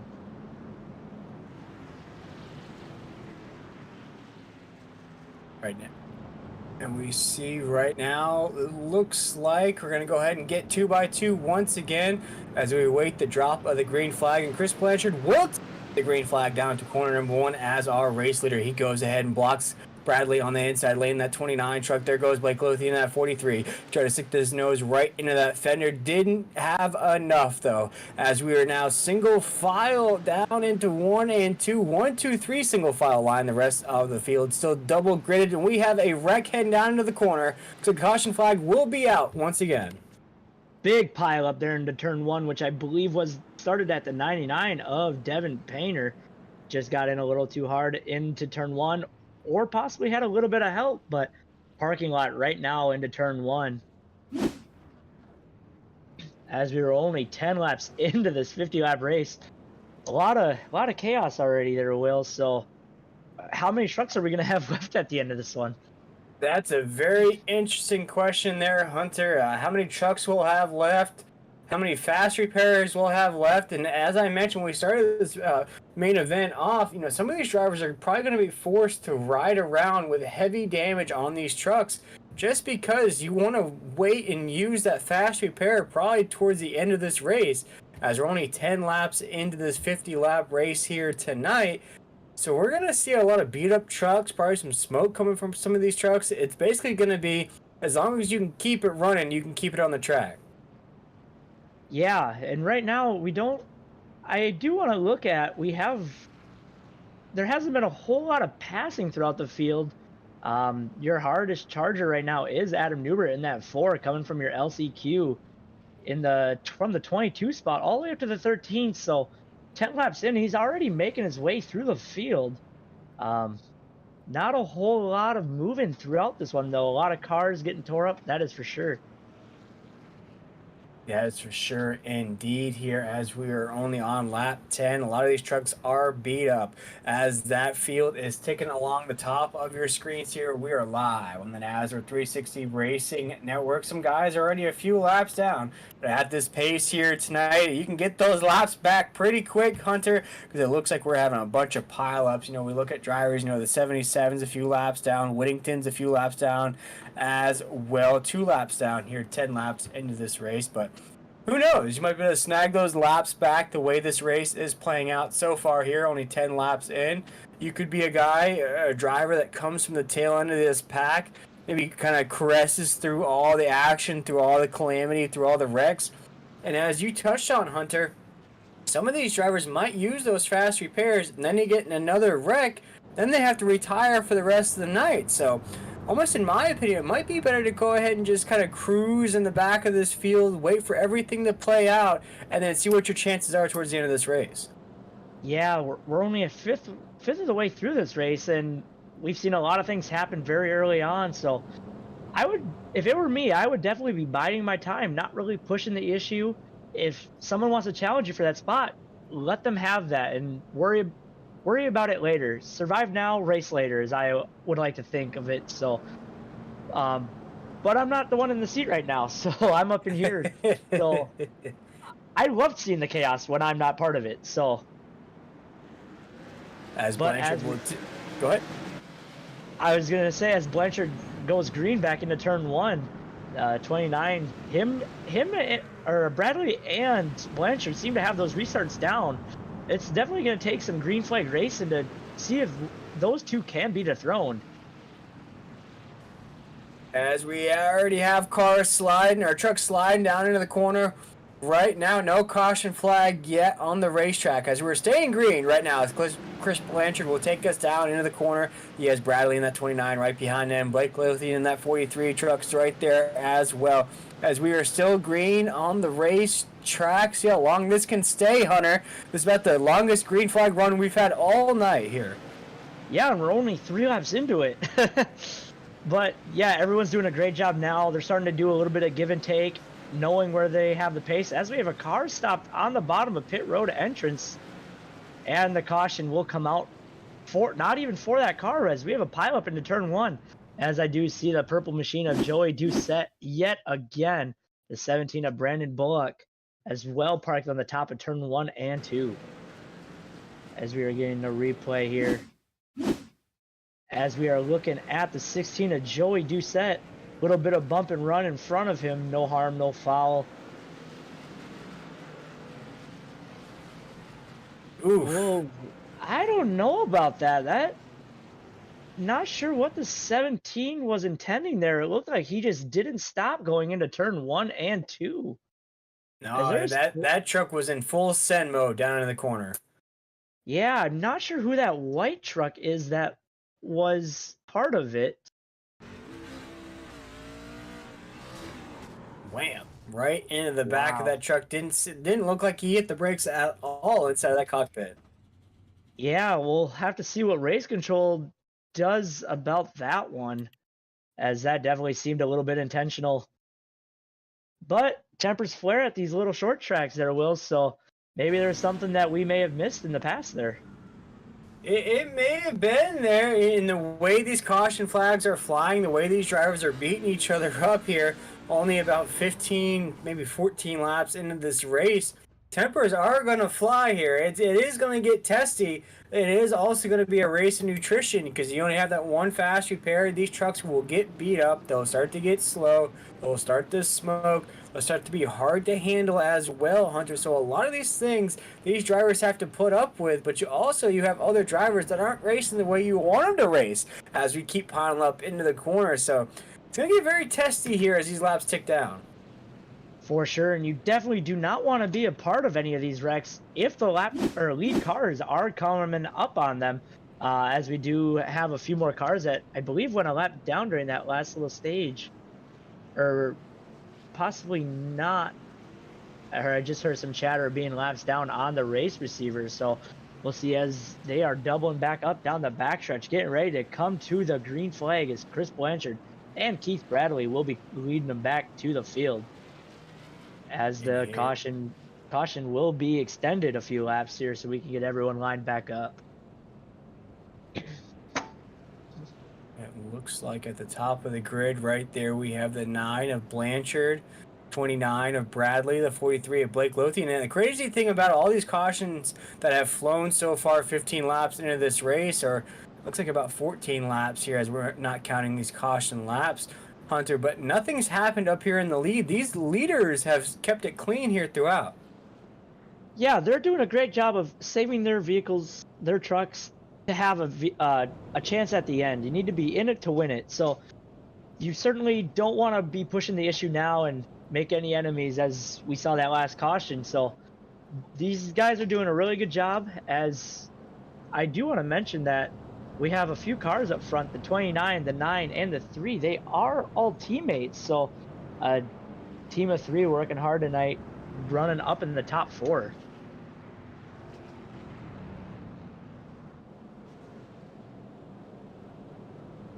See right now, looks like everybody is 2x2 once again. We were waiting for the pace truck to go ahead and pull off, and we are green flag racing once again as Chris Blanchard will take the green flag as our race leader, as we're clean so far right now. Blake Lothian's trying to make a pass right there to hold on to his 3rd place position. He's not going to hold it though, as Bradley in that 29 will take it from him right there as he's trying to get back up into the mix. There's another truck up there in the mix though, Hunter. A battle for a second is taking place down the backstretch.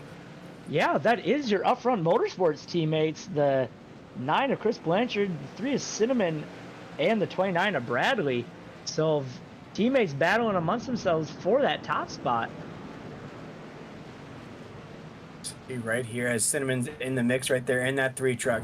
Trying to hold on Blake Lothian, but we have a lap truck in the mix as well. Lothian's going to try to go to the inside of the lap truck and makes contact with the fender and a big pile up into the corner. We are under caution once again. Parking lot off of turn 2, as I believe that was the 00 Huck Wigington as the lap car. Getting a little crossed up in front of the field, starting everything behind him. So unfortunate for a lot of your leaders that were up front battling for position, collecting the 3 of Chris Cinnamon, one of those vehicles. See right here, this is the replay here on the NASRA 360 Racing Network. And you see everybody tries to check up to what's happening in front of them, and then just the dominoes start to fall here at a track that's so tight here at the Coliseum, Hunter. Yeah, as I mentioned earlier on, it is very hard to slow down off these corners as you can't see what's coming up before you exit that turn, and you're looking down the back stretch or the front stretch. So very difficult for everyone to come to a halt stop.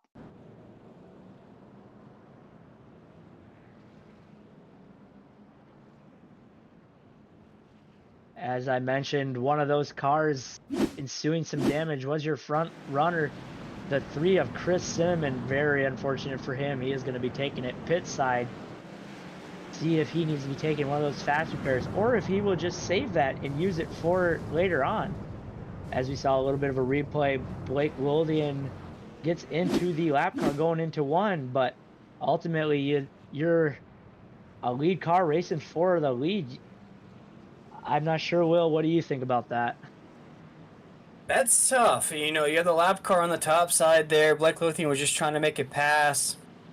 You know, for the lap car, there's really no lane you can pick here at the Coliseum. You know, at a bigger track, like even at a super speedway or another short track, you can almost get to the apron. You can move out of the way of the leaders. In this track, there's really nowhere you can go. And for Blake Lothian, that likes to take these corners just a little bit faster than everybody. You saw that brake being pushed hard during his heat races. You know, the lap truck on the top side there, you barely make contact there. And it's not a track to where you get somebody loose, maybe that driver saves it and you're okay. You get a driver loose at this sort of track, it's going to be a pileup of at least 10 to 15 trucks.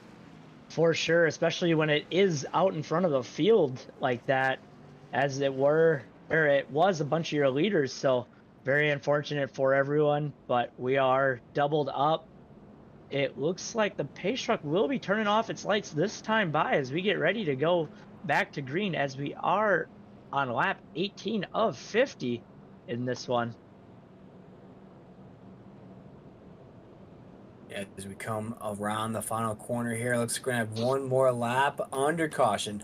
And ladies and gentlemen, if you're watching at home here live on the NASRA 360 Racing Network, these caution laps will not count as these drivers go around the track here tonight. But here we go. Chris Blanchard will take this green flag down to corner number 1 with Bradley to his inside, down into the corner. Still with a huge restart from Blanchard there in that 9. He is jumping off those restarts perfectly there, Hunter, as we head down to corner number 3.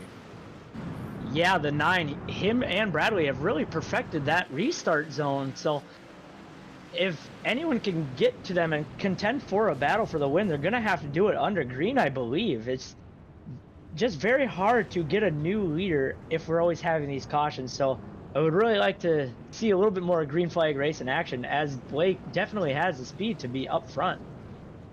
Yeah, as we had a pile up down into the corner right there. Looks like a pile up into 1 and 2.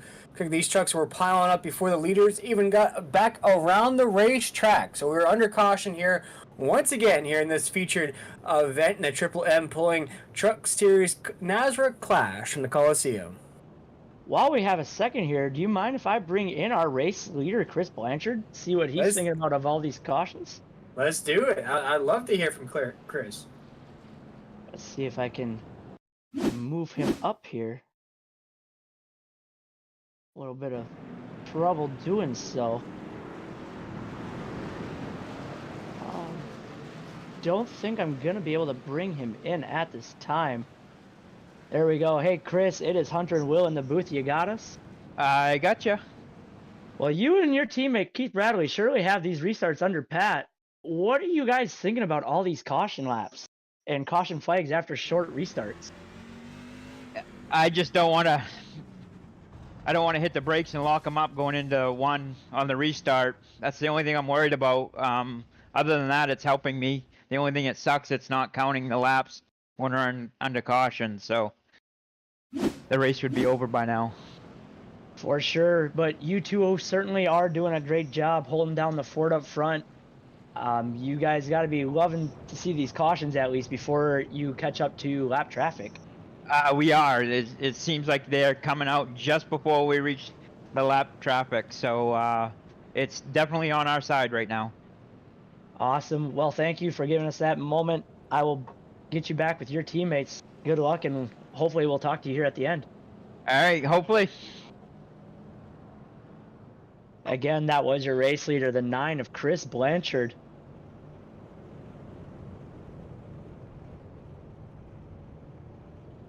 As he mentioned, Will, caution's definitely playing out into their favor. As a racer, how would you feel being that third car, knowing you have the speed and the pace, but just no opportunity to be able to capitalize on anything of that? I would say just a little bit of a frustration there, Hunter. You know, and we talk about the third place truck is Blake Lothian, that 43. You've seen him start to get that nose out there, kind of fight for position. He made contact with a lap truck. He's trying everything he can to try to advance position on the racetrack, but nothing seems to work as Chris Blanchard takes the green flag in that 9 truck. And I think with these caution flags that keep flowing out, and it looks like we're going to have another one down to corner number 1 and 2 right now with a huge pile up down into the corner. You can't get really anything going because once you get up to speed and you get that truck flowing the way you want it to, that caution flag flies. And we have another caution flag here down in the corners number 1 and 2. Yeah, another caution here on lap 22. Not even halfway yet, but I do believe this race is shaping up to be exactly what we thought it would have been just once they announced it on the schedule. So definitely a little bit of a rough start to the season, but we're halfway until we're done with this one. We can move on to the next one at Daytona, my bad. Yeah, right now it's doing another pile up, and you know, I'm curious to see, Hunter, how many trucks we have left here as we slowly creep up to that halfway point. How many drivers will we have left as some of these drivers are being forced to use that fast repair? This field will keep dwindling down. We haven't even reached the halfway mark. Yeah, and right now we still do have 23 cars on the lead lap, so certainly no one out of this one yet. Just going to be a waiting game to see who can be there at the end. Waiting game indeed as we await now the drop of the green flag once again. I think our longest green flag run we've had so far, Hunter, was maybe around 4 or 5 laps here at the Coliseum. And then the yellow flag flew once again. I think that's the longest run we've had so far, if I'm not mistaken. Yep. One thing we haven't really talked about is tire wear. We know shorter corners or shorter track, tighter corners, you got to be wearing that right front out. But with us not going green at all, no one's really going to have to be using any of those extra tire sets that they have been given. So no real strategy coming into this race at all. No, none at all. These drivers, I believe, have 3 sets for that truck here, but I think the main emphasis is going to be on that fast repair. You know, we've spoke about it a few times already during this broadcast. You know, you're not really putting too much wear on the tires if you're only getting about a lap or two, at full speed, maybe, if that there, Hunter. You know, I think these drivers are really just focused on keeping these trucks clean, getting to the finish, as you just alluded to just not too long ago. As now it looks like we're ready for this green flag once again as the pace truck's going to pull off. Chris Blanchard will take us to the start-finish line once again. Still our race leader. We're green flag racing once again down to corners number 1 and 2. Yeah, Chris Blanchard gets a nice little jump, this time from the inside row, as Justin Lumpkin is going to jump up to that 2 spot, but not for long, as the 29 of Keith Bradley is going to get back to that 2 position on the inside as they funnel down into turn 1. We got some double file racing behind for that 3rd spot, as I see a little bit of smoke behind him, as Calamity, you can see, is from 3rd on pack. That is going to collect just about everyone in, as the only 2 clean cars out of that one are going to be Blanchard and Bradley.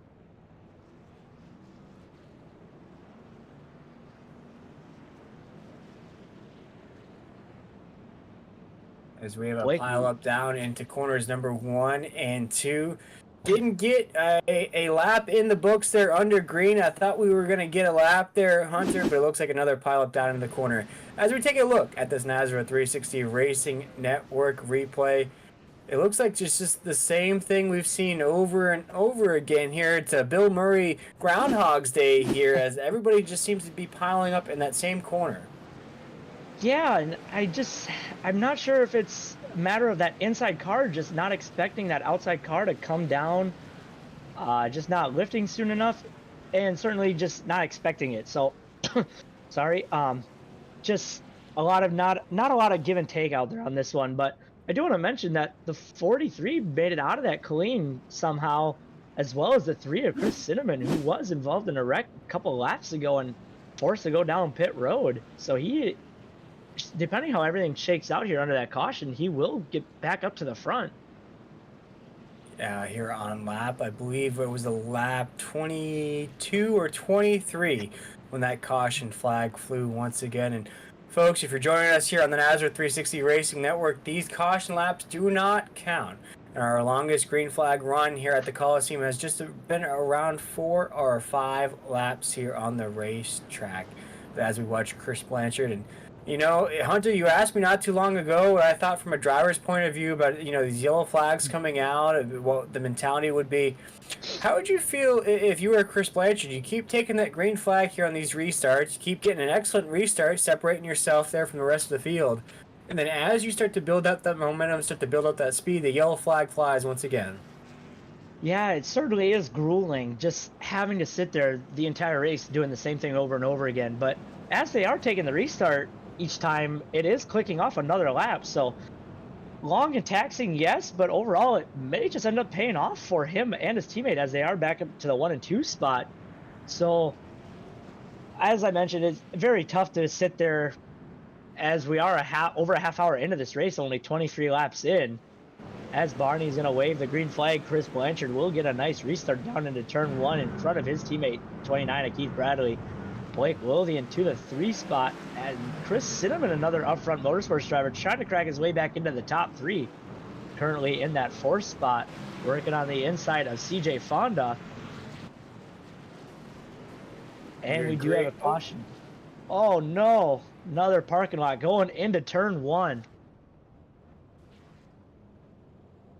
Just as I was about to say there, Hunter, we were green flag racing there. Everything was kind of calm on the racetrack. Everybody seemed to be okay, and then we had a big pileup. Now a different kind of pileup, Hunter, on the front stretch is where the parking lot occurs. Yeah, not sure what started that one, as we will get a replay here. We are looking at the 77 of Lawrence. Not sure if that's where it started or not. And it is. He is going to come up on the 99 of Devin Painter, and Painter just runs out of room, and calamity behind him as it collected our LCQ winner Morris, and just everyone behind him having nowhere to go.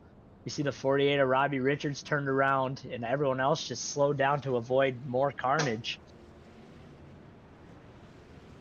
And as we're under yellow flag once again here, Hunter, I believe as we may have crested that halfway point here, this is the clash here at the Coliseum, the NASRA clash here at the Coliseum here in the Triple M Pulling Truck Series here. That's the official jumping off point of Speed Weeks. We will take a short break. We'll run our first commercial of the night here, Hunter. We'll be right back with more live action from the Coliseum.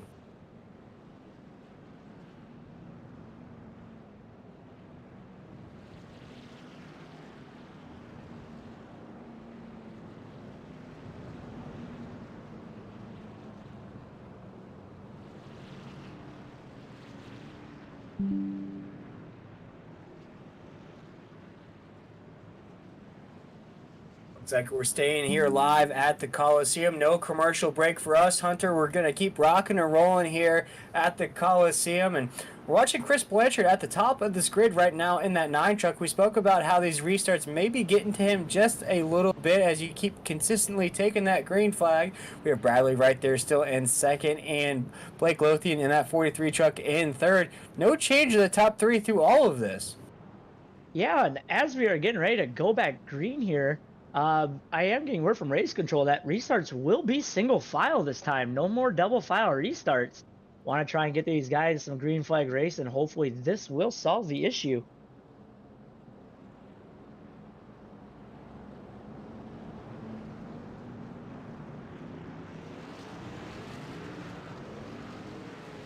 As we are going to go green, the 9 of Chris Blanchard will lead them back into turn 1 and off of turn 2. 29 of Keith Bradley as the caution is back out.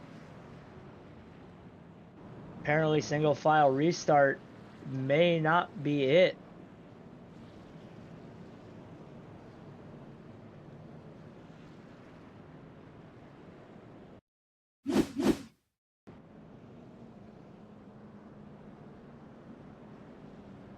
Another caution early on in this one.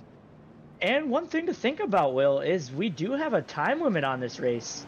It is either 50 laps or an hour and 15 minutes, whichever comes first, and we are about 40 minutes in, so only 35 minutes left in the session, if I'm correct. That seems to be a good math there, and the way we're going right now, we might crest over that halfway point here with just a few more laps in the book. But right now, we can't get to that halfway point there, Hunter. We keep slowly creeping up towards it, and then the yellow flag flies. For sure, and I do believe we will be on lap 25, so we are at that halfway point. We're halfway there and just about halfway through the session lobby time, so we're going to be very close as to if we will make it on time or not. Yes, essentially turn into almost an endurance race with a timer up in your cockpit or on your screens at home, almost like a Le Mans race, if you will, a 12 hours at Daytona style of race here tonight with that timer ticking down.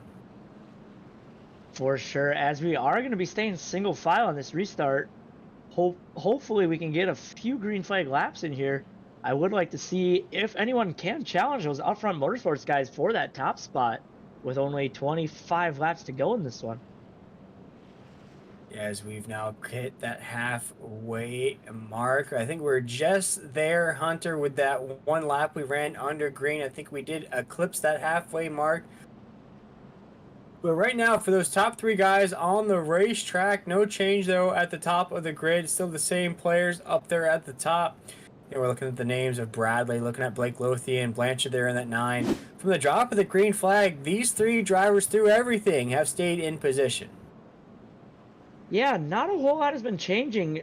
The only thing really changing is everyone behind the front 5 or 6 cars, as Blanchard's going to get another great restart, as he's going to be coming up on lap traffic already, as not everyone was tight up single file. So if we stay green, this could be very interesting on how everything will shake out, because everyone is spread out a little bit. So we may see some green flag laps here. We may see some green flag laps indeed, as our longest green flag run of this race has just been about 4 or 5 laps. That's a lap in the books there, Hunter. We got a lap in there right here at the Coliseum. See if we can get 2 in the books right now as you come around the racetrack. Watching some moves taking place here. We see the drivers beating doors already here. See Blanchard up there. Now we're mixing in with some lap traffic. Bradley's going to follow him in that 29 machine. The 43 of Blake Lothian's right there as well. See if we can keep it clean here. Make it 3 laps under green. As we come off of 3 and 4 right now, that's officially 3 laps under green, Hunter, as we dig down to corner number 1. And as we say that, announcer's curse is going to bring out the caution off of turn 4, but a nice little run there as we were able to see a nice little run going there. Yeah, that was pretty clean there for a while. Got about 3 laps in the books there under green. And then, of course, the yellow flag flies once again. We'll see what brought out this caution here on the NASRA 360 Racing Network.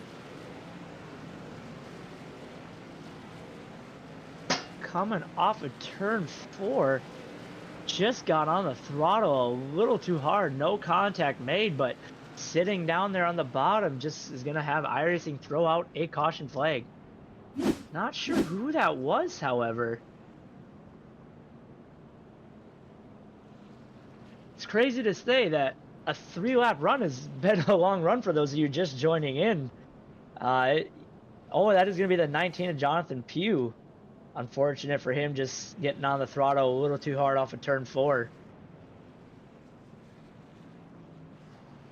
Yeah, and looking at our YouTube chat here, if you want to go ahead and like and subscribe us here at the NASRA 360 Racing Network, looking at some of the fans out there, they're saying this is not normal for these guys, the way that they race. A lot of these guys race across the different series here in the NASRA, Racing Network. They do other series here. We do an Xfinity series. We do another truck series that race on Monday nights. A lot of these names overlap through these series, so this isn't what you would see on a normal day basis there, Hunter. And of course, we're looking at some other names, and they wish they were out there with these guys. And another fan says that these boys are showing zero patience here tonight. And I think tonight, Hunter, I think we've all shown a bit of patience the way this race is played out. Yeah, and as you mentioned, the person who mentioned zero patience was Stephen Thomas. He is your defending NASRA champion. Surprising not to see him out here tonight, as he is probably sitting back watching right now. Probably pretty glad he's not out here in this field. Yeah, I would say so too. Here, it's not that it's not a competitive race, Hunter. It's just a very, let's say, endurance style of race. We've had a lot of those caution flags. We've had a lot of wrecks. We've had a lot of damaged trucks out there as well. But the thing that stays constant, I mentioned it almost every drop of the green flag, these top 3 trucks have not changed since the drop of the green flag. Yeah, and I do believe that they are the only 3 trucks out there that haven't ensued any damage or taken any fast repair. As some trucks may have some damage and not taking their fast repair, but these 3 have stayed very clean from the very drop of the green at the beginning of this feature, as Chris Blanchard will lead them back through 1 and 2 as your race leader. Teammate Keith Bradley on his rear bumper with the 43 of Blake Lothian as they are getting ready to come up 2-lap traffic. And in that 4th spot, forgot to mention up front motorsports number 3, Chris Cinnamon. The 3 teammates up in the top 4 very early on yet, as we still have around 20 laps to go.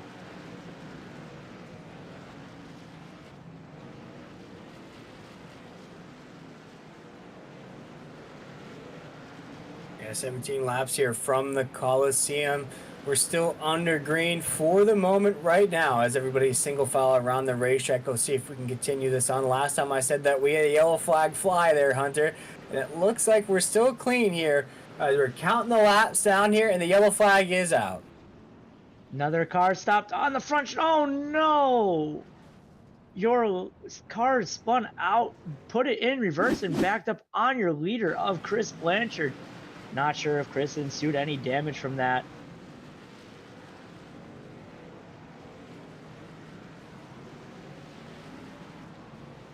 I believe that is the 17 of Brandon Bullock. As he got going and the leaders came up, 17 put it in reverse.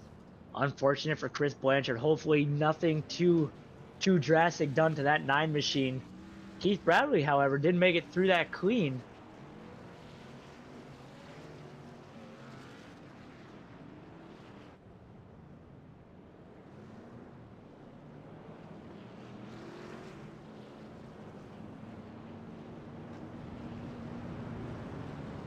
Not sure if that handed the lead over to Keith Bradley over Blanchard.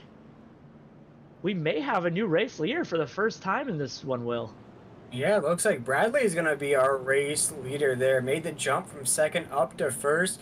Blake Lothian's still going to be in that third position there. And, you know, we spoke about it not too long ago there, Hunter. It's very hard to increase your position the way this race is playing out. It looks like Bradley did make it past, and it may have been because they had to bob and weave through that lap traffic that somehow, some way, the 29 got around the 9 there in just about a lap and a half.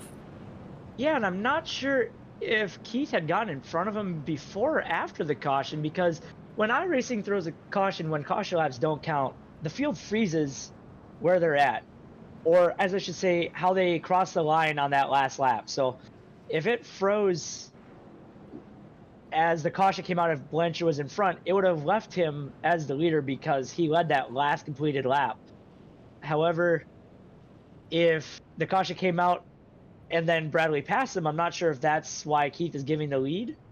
But I am hearing over race control that Blanchard should be the leader, so he will be given the lead here in front of Keith Bradley. So a good move there, as I do believe Blanchard should have been called the race leader.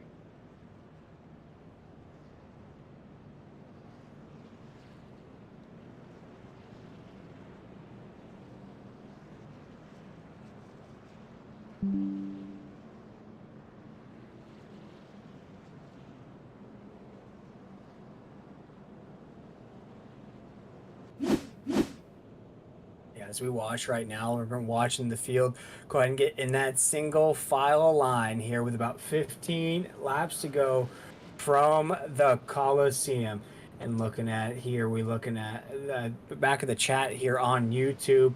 I couldn't make it tonight in time, unfortunately, but I'm kind of glad at this point. That's Stephen Thomas, your boy there that you shouted out not too long ago. John H. said, not competitive, you said. LOL.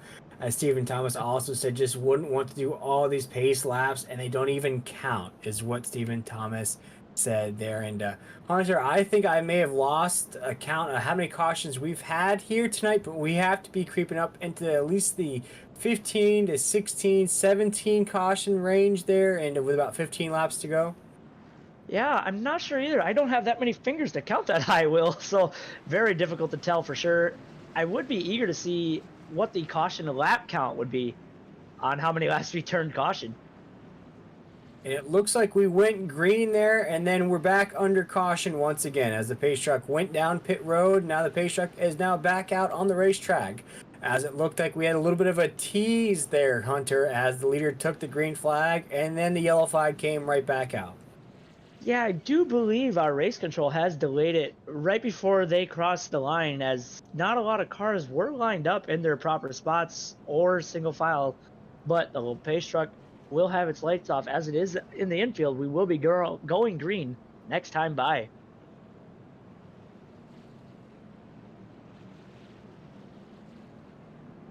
We have just 20 laps to go in the clash at the Coliseum. Chris Blanchard still your leader after all this time. Out front, behind him, the 29 of Keith Bradley, the 43 of Blake Lothian, the 3 of Chris Cinnamon, and the 53 of CJ Fonda, your top 5. As you see, Blanchard, that 9 is going to take us around corner number 1 and 2. Down the backstretch here, we're still under green here with 15 laps to go. We'll see if we can complete this thing down here, as it looks like Blanchard will take us down across the line, make it 14 laps to go right now down the backstretch. Right now, he's still the race leader, and the yellow flag is out once again. Yeah, I don't see any wrecked cars. However, under that last caution, Adam Newbert did inherit the lead just by unfortunate of wave around. So he did slow down to let the leaders go by and collect his proper position on the field. However, stopping on the racetrack, iRacing will throw a caution for it. So an unfortunate caution there for no wreck. However, but needed to be done to reset the field in the proper position.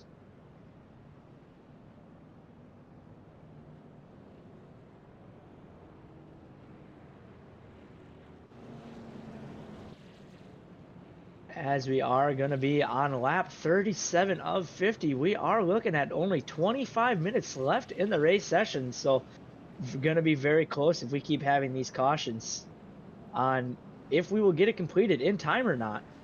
But one person who's got to love to see us creeping up on that timer is our race leader, the 9 Chris Blanchard.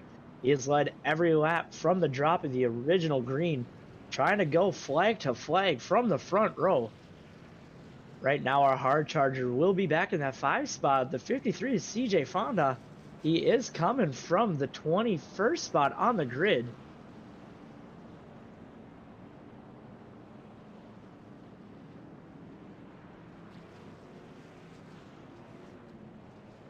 As we're looking at it looks like around 12 laps to go here. Me, 13 laps to go here next time, Hunter, when this green flag flies. But we were back in that single file line here from the Coliseum. We were waiting to drop the green flag. Barney has now switched hands. He's been waving that yellow flag and green flag so many times here tonight that now he is using his left hand instead of his right hand up in that forklift. But now we're going to watch that pace truck pull off down to the pit road. No, we'll go one more lap under caution here.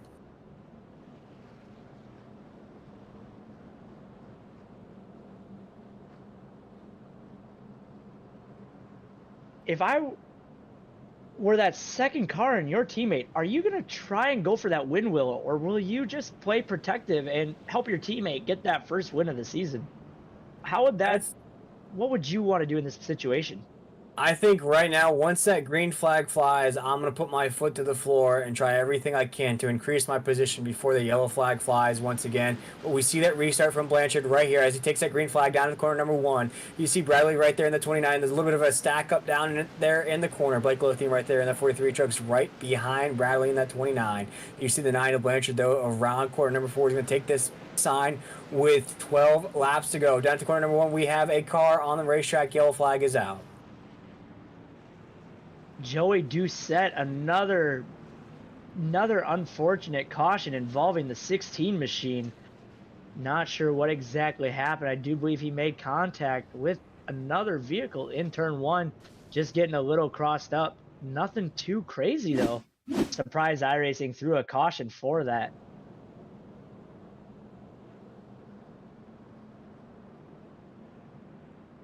We are looking on board with, I believe, the 19 Jonathan Pugh. Keep in mind, Joey Doucette was brought out that caution in that purple 16.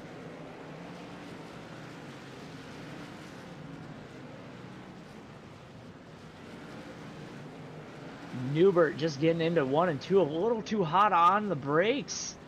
Sending the 16 around, bringing out the caution once again. Very unfortunate night for Joey Doucette, as he has just not had anything go his way, it seems, tonight. No, and I think that can be said for a lot of these drivers. You know, it's not just the guys in the middle, the tail end of this pack right here, but for some of these guys up in the lead as well. You know, you start to build some momentum. You start to go for those battles for the lead. You know, look at Bradley in that 29. He thought he had a run there for a little bit. He had to check up, and right when he was starting to build it up, just once again, the yellow flag flies on the racetrack. And Blake Lothian there has been dead set in that 3rd position for the majority of tonight's race. Now the pace truck has pulled off once again, and we are green flag racing as Blanchard takes this green flag down to corner number 1 with Bradley right behind him. Blake Lothian in that 43 truck in the 3rd position. Yeah, the top 3 break away a little bit as we are going to be going to 10 to go this time by, as we are going to have another caution going into turn 1. as your leaders have to get on the brakes hard and heavy before colliding with, I believe, James Morris was the brought out of that caution. Another caution ensues the field with we go 10 laps to go in this clash at the Coliseum.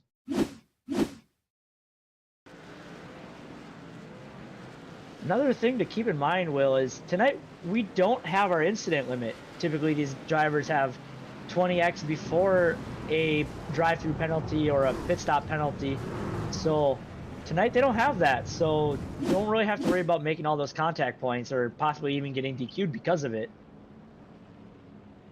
Yeah, no, that's an interesting point there, Hunter, as we were looking at around 10 laps to go here. We're going to go ahead and sort out. I don't think anything else has come into play other than those fast repairs. Tires haven't really come into play. Fuel hasn't come into play as well, as these drivers are rocking those 100% fuel capacity fuel tanks. And tire wear, as you spoke about it when we started this main event off, we thought it might come into play at all. But here with our longest green flag run of about 4 or 5 laps, not putting too much wear on those Goodyear Eagles here in this race. Yeah, however, if we do somehow go 10 laps green, it will be interesting to see who has what tires left to be able to make a little bit of a late race charge to the front. It's just going to all depend if we can go green from here on out or not.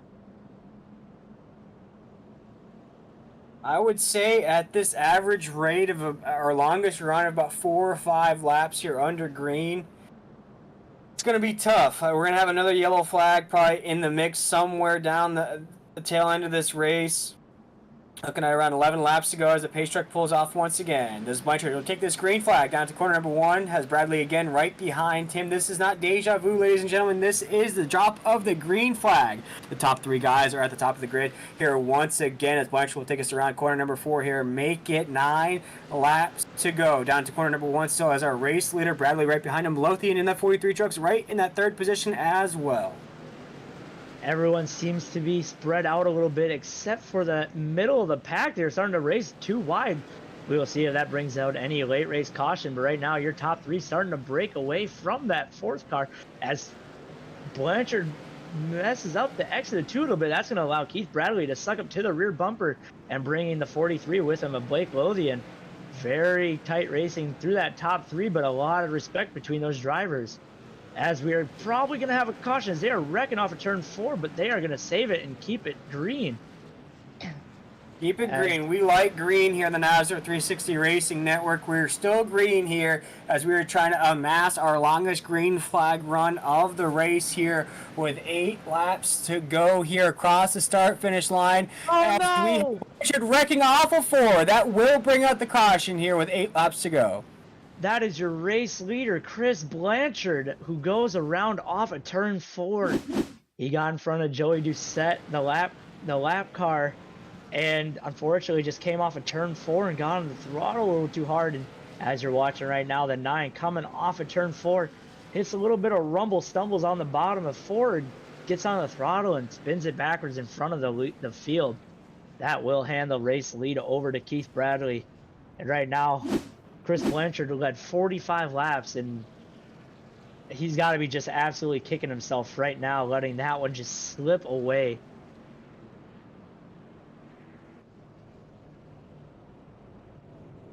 As I mentioned, that will hand the lead over to Keith Bradley with just 5 laps to go, 6 laps actually.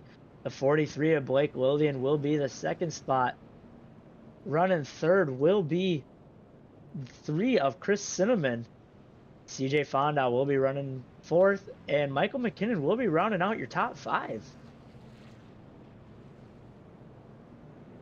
As we're looking at the conclusion of this race right now, we have a new race leader on the track here. Hunter, we've been waiting essentially all race long for that to happen. As we have a new race leader, that is Bradley in that 29 machine. Blake Lothian's right there in that 43 truck. So watch out here as we count it down. It looks like we'll have about 8 laps to go, unless we're counting caution laps now to conclude this race. Yeah, very unfortunate there for the 9 of Chris Blanchard. He looked to have the winning spot on the track, just could not seal it up with 5 to go, as we are going to be going green this time by. Pace truck is turned off its lights. Oh, I am stood corrected. We are going to be going one more time under caution before we turn off the lights. Right now, as we're patiently awaiting the conclusion of this race, if we finish this race under green, Hunter, it will be the longest green flag run of this race, as we'll cross this line with 6 laps to go when we go green flag racing. Once again, we saw what happened to our race leader for the majority of tonight's race. Blanchard in that 9 had an unfortunate incident off the corner. But here we go with 6 laps to go. Bradley will take this green flag down to corner number 1. Great restart there by the 29 of Keith Bradley. He's going to separate himself from the 43 Blake Lothian. As not sure what happened with Blake. I believe he blew up coming off of turn 2. When that last caution did come out, he mentioned he had a meatball from some collision with Blanchard, I'm guessing. As we have a parking lot going into turn 1, cars keep feeding into it. Yeah, very unfortunate there for the 43, who was running second in that race. Wow, Will. Speechless right now.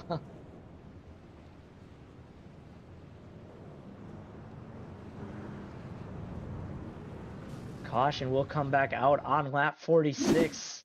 Just absolute mayhem the last couple of laps from our race leader Blanchard spinning out to the 43 running second, blowing up. That is going to leave Keith Bradley out front with Chris Cinnamon, I believe, running in the second position.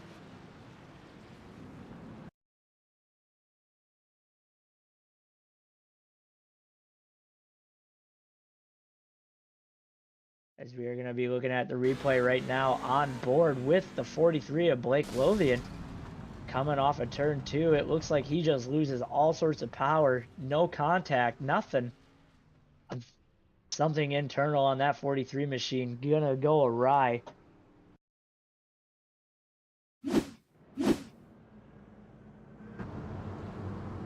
Very tough luck for your Sick With It Motorsports, looking to finish second, possibly even a chance at the win for this one.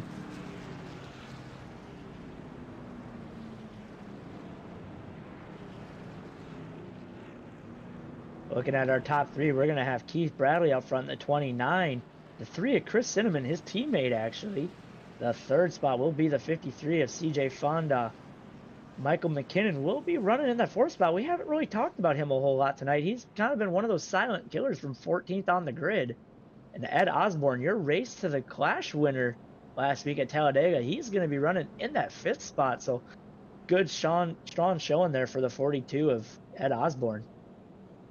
Yeah, definitely right there. You know, we've lost track of positions that were gained and lost towards the middle of this pack and towards the end of this pack. And a lot of drivers are out of this race. A lot of drivers have heavy damage on those trucks as well. But Hunter, I said it the last time we went green flag racing, if we finish this race under green, it will be the longest run of this race. But here we go. Bradley will take this green flag down at the corner number 1. It looks like no, we will stay under caution.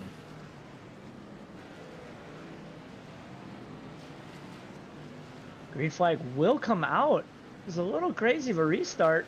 Oh, we're going to see contact made off of turn 4 between Ed Osborne and Mike McKinnon. We are going to keep it green as the 42 of Ed Osborne is going to get turned on the front stretch and collect other cars with him. Looks like the 99 of Devin Painter as well going to be facing backwards. As well as the 11 of Derek Kilgore as well facing backwards on the front stretch.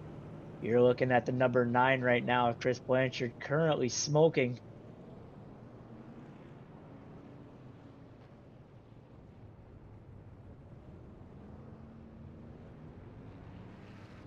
Michael McKinnon there in the 13. As we are looking at your replay right now, looking at the view of the 9 car, Chris Blanchard.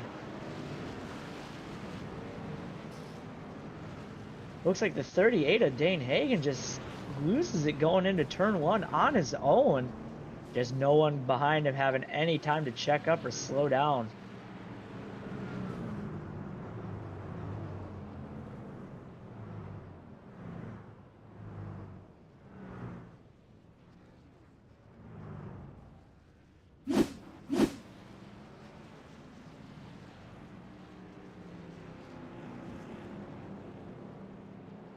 we are going to have just 4 laps to go when we can get back to green flag race, and Keith Bradley still out front in that 29 machine, looking very clean.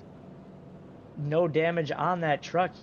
He should have a good advantage on this restart over his teammate in the 3 of Chris Cinnamon, with CJ Fonda running in that 3 spot.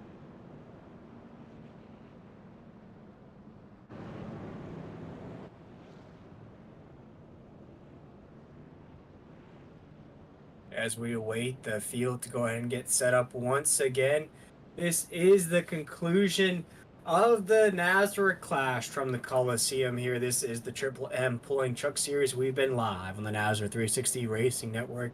Myself, William Tiller, I've been joined by Hunter Parsons. Brady LeBoff has joined us, but he is working so many hats here tonight. Race control, admin, broadcaster, all sorts of different hats up here in the booth, as well as Adam Flieger is our producer here tonight, giving you all these excellent shots of the cathedral that is the LA Coliseum.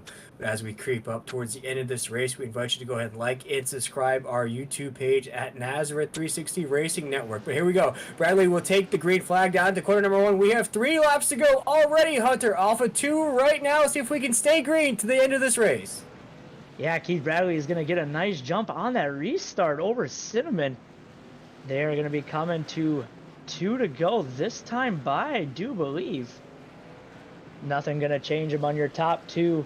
Third is going to be the 53 of CJ Fonda with Kyle Hess in the 4th spot. And I do believe we had a truck blow up going into turn 1 and 2. 1 to go.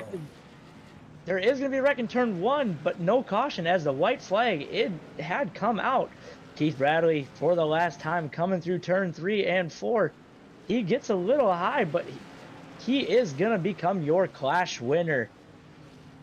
What a big win for Bradley there. Ran top 3 all night long. Picks up the huge race victory here.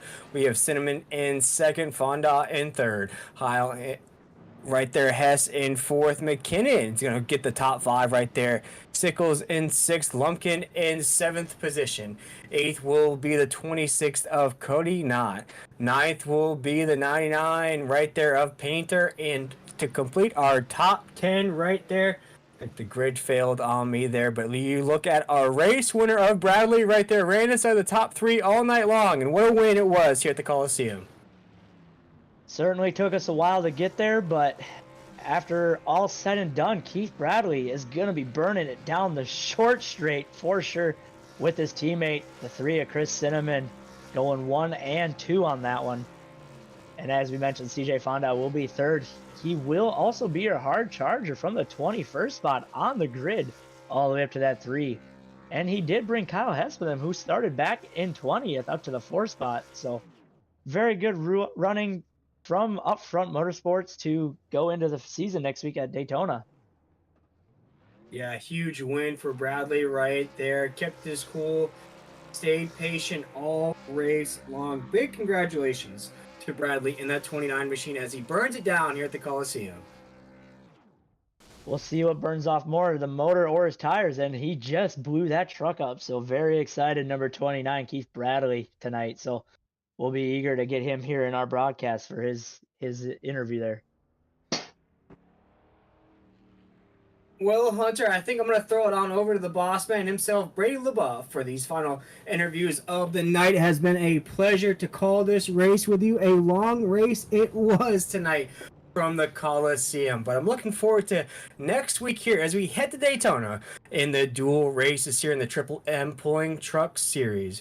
Once again, I have been William Tiller. I'll throw it over to you, Hunter and Brady, for these final race interviews and what was an endurance race, a demolition derby style race from the Coliseum.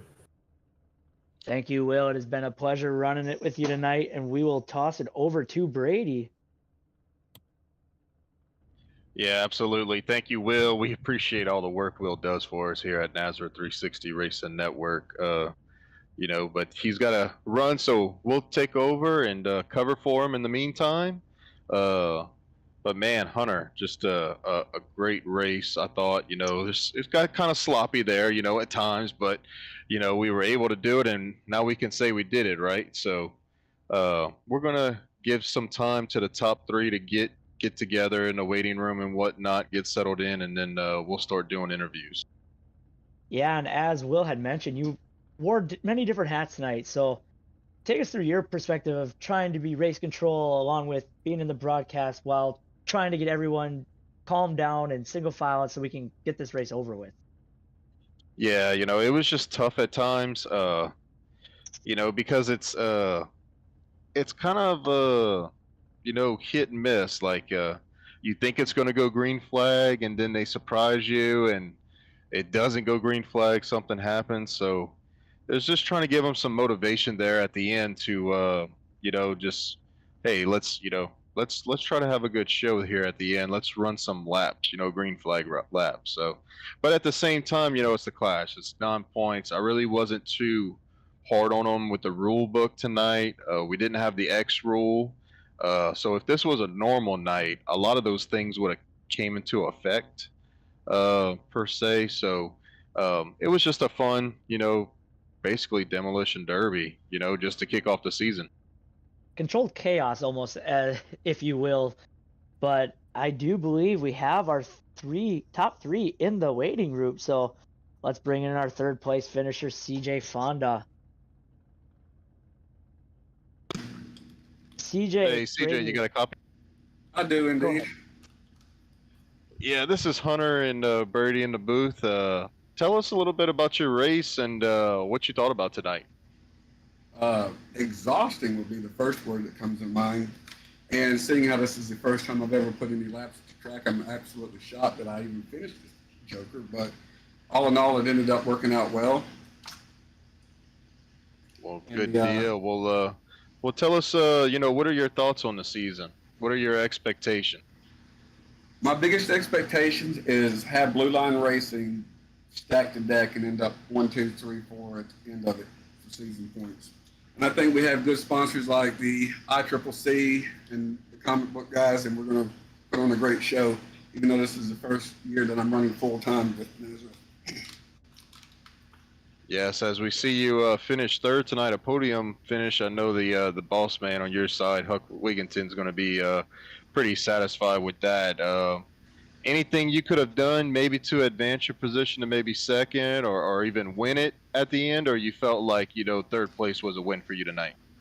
Third place was definitely a win, and I think I could have pushed the issue just a little bit, but I'd much rather finish clean to set a precedence that's how I'm going to win a race, by knocking somebody out of the way. So I'm very happy with the third place finish and trying to develop that reputation that I'm not going to steal wins with dirty tactics. I'm going to get them fair and square. I got you. Well, before we let you go, the time is yours, so thank whoever you want. Got to thank Dolly Parton, most importantly, the queen of country music. No, I'm just playing. No, seriously, Huck, got to give it to him. Got to give it to our sponsor, the ICCC. I'm a nerd at heart, so having Convention as my sponsor is absolutely ecstatically exciting. Well, we appreciate you, CJ, and we look forward to you as y'all run the duels at Daytona. I'm not sure exactly if you're in Duel 1 or Duel 2 yet, so we'll wait to see what the lineup entails and if you got any teammates with you. But good luck to you the rest of the season, and we look forward to seeing you next week. Thank you, my friend. Same back to you. All right, Hunter, that was our third place finisher, CJ Fonda. Blue Line Racing, number 53 machine for ICUU. Man, it's a great show for him. I know he's excited about this podium. I know Huck is excited to get his team name out there. It's a new team. They were Red Line last year. They kind of, some stick together. There's some new players on there with Johnny Lawrence and whatnot in the 77 machine this season. So, I'll let you. I think you're getting caught up with our runner-up finish, Mr. Chris Cinnamon. So I'll let you get caught up with him, Hunter. Yeah, we got Chris Cinnamon here in the number 3 from Upfront Motorsports. Finished in the second spot. Chris, overall, up and down race for you. We saw you up at the front. We saw you get wrecked and have to go down pit road, and ultimately came back up to second. Kind of take us through what you were thinking throughout that endurance race or demo derby, as we keep referencing it. In all honesty, yeah, I just wanted to get some green flag laps in. I felt like every time you make a pass or get in a rhythm, caution came out right away. So I don't know. I wish we had more green flag laps. I think if that happened, we would have been spread out a little bit more, and it would have been a little bit better racing. Yeah, I was trying to keep track between Will and I on our longest green flag lap or green flag pace, and I think our max was only 4 laps. So between you, Keith, Chris, and Blake, it surely would have been a good 4-car battle, I believe, as we would have if we would have stayed green to see what you guys would have done. But like you said, it's hard to get into a rhythm if there's a caution, restart, caution, and so forth. So Yeah, absolutely. overall, I actually took tires too on that when I crashed there, lap 20, or got spun out. So I had a little bit more tires than the guys in front of me. It didn't make a huge difference, but definitely helped coming off the turn. And I wanted to use that at the end, but just didn't get a chance. yeah, that was another thing we were talking about. We figured tires would have been an issue in this race, being such a tight racetrack, leaning on those right front tires. But how hard was it to maneuver on those older tires compared to new tires? Because we didn't really get a run to see that tire fall off. No, not on the race, anyways. Practice, I got some a little bit medium length runs, and you start losing. The right front was fine. It was actually the rear tires starting to spin a little bit more coming off the corner, and having to catch it or having to pedal the throttle a little bit more as those tires were. Awesome. Well, the time is yours, and any sponsors or shout outs you want to give before we let you go? Yeah, of course. Shout out to the team up front. Another great showing today. Chris Blanchard, Keith, and myself are all up top 3, 4 the whole night. So good job to you guys. It's going to be a great season. Got a couple new sponsors on the truck. Grant's Tactical is with us. Chris Blanchard towing. He's a new sponsor this year. Glad to have him on the truck. Of course, Dan's Top Notch Heating and Cooling. They're back with us. And Over the Top Designs. Tons of sponsors put this team together, and it's going to be a great year. Awesome. Well, thank you, Chris. We'll let you get going, and we'll bring in your teammate here. So, again, that was your second place finisher, Chris Cinnamon from Upfront Motorsports in the 3. But right now, Brady, we got our race winner, and I'll let you take it away. Absolutely, Mr. Keith Bradley in that Upfront Motorsports 29 machine. Oh, Keith, man, tell me about the race. I know you started near the front. I can't remember exactly where, because the whole mix-up with Cody Knott and Chris Blanchard being on the front row. So I want to believe you were on the second row. Spent most of your time running second place throughout the race, and then some misfortune there for Chris Blanchard, looking like he kind of lost it there, maybe got too excited back on the gas pedal coming off of the corner there, and you inherited the lead, and you never looked back after that. So just tell us a little bit about that transition throughout the race. Yeah, I think we started 4th, if I'm not mistaken. Then that issue happened, of course. So I had to dodge that one. Had to dodge a lot of wrecks tonight. I think everybody pretty much expected that there would be crashes tonight. I didn't expect as many as we had. So, I mean, it was just trying to stay in a rhythm, and it was hard to get in a rhythm, then stay in it, and then you'd go 2 laps, and the yellow would come out, and it would just knock the rhythm out. I mean, fortunately, I had teammate up front, Chris Blanchard, so we could kind of time the starts and restarts so we didn't get jumped up front. I mean, all in all, I mean, a win's a win, I guess. Absolutely. And we see you slamming the wall there doing your burnouts. You feel a little rusty?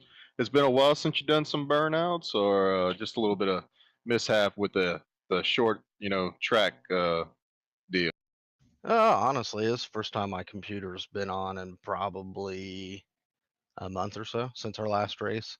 So, I mean, yeah, probably a little bit of rust, short track, frustration because we did like, I don't know, 20 green flag laps, it felt like. So, I got you. Now, you guys, or I know Chris is still on the team. You're on the team. You got some new faces, Chris and Taylor, joining with you guys. So y'all are the 2-time defending champion for the team champions, that is. So what are your expectations for yourself, and what are your expectations for the team going into the season 6?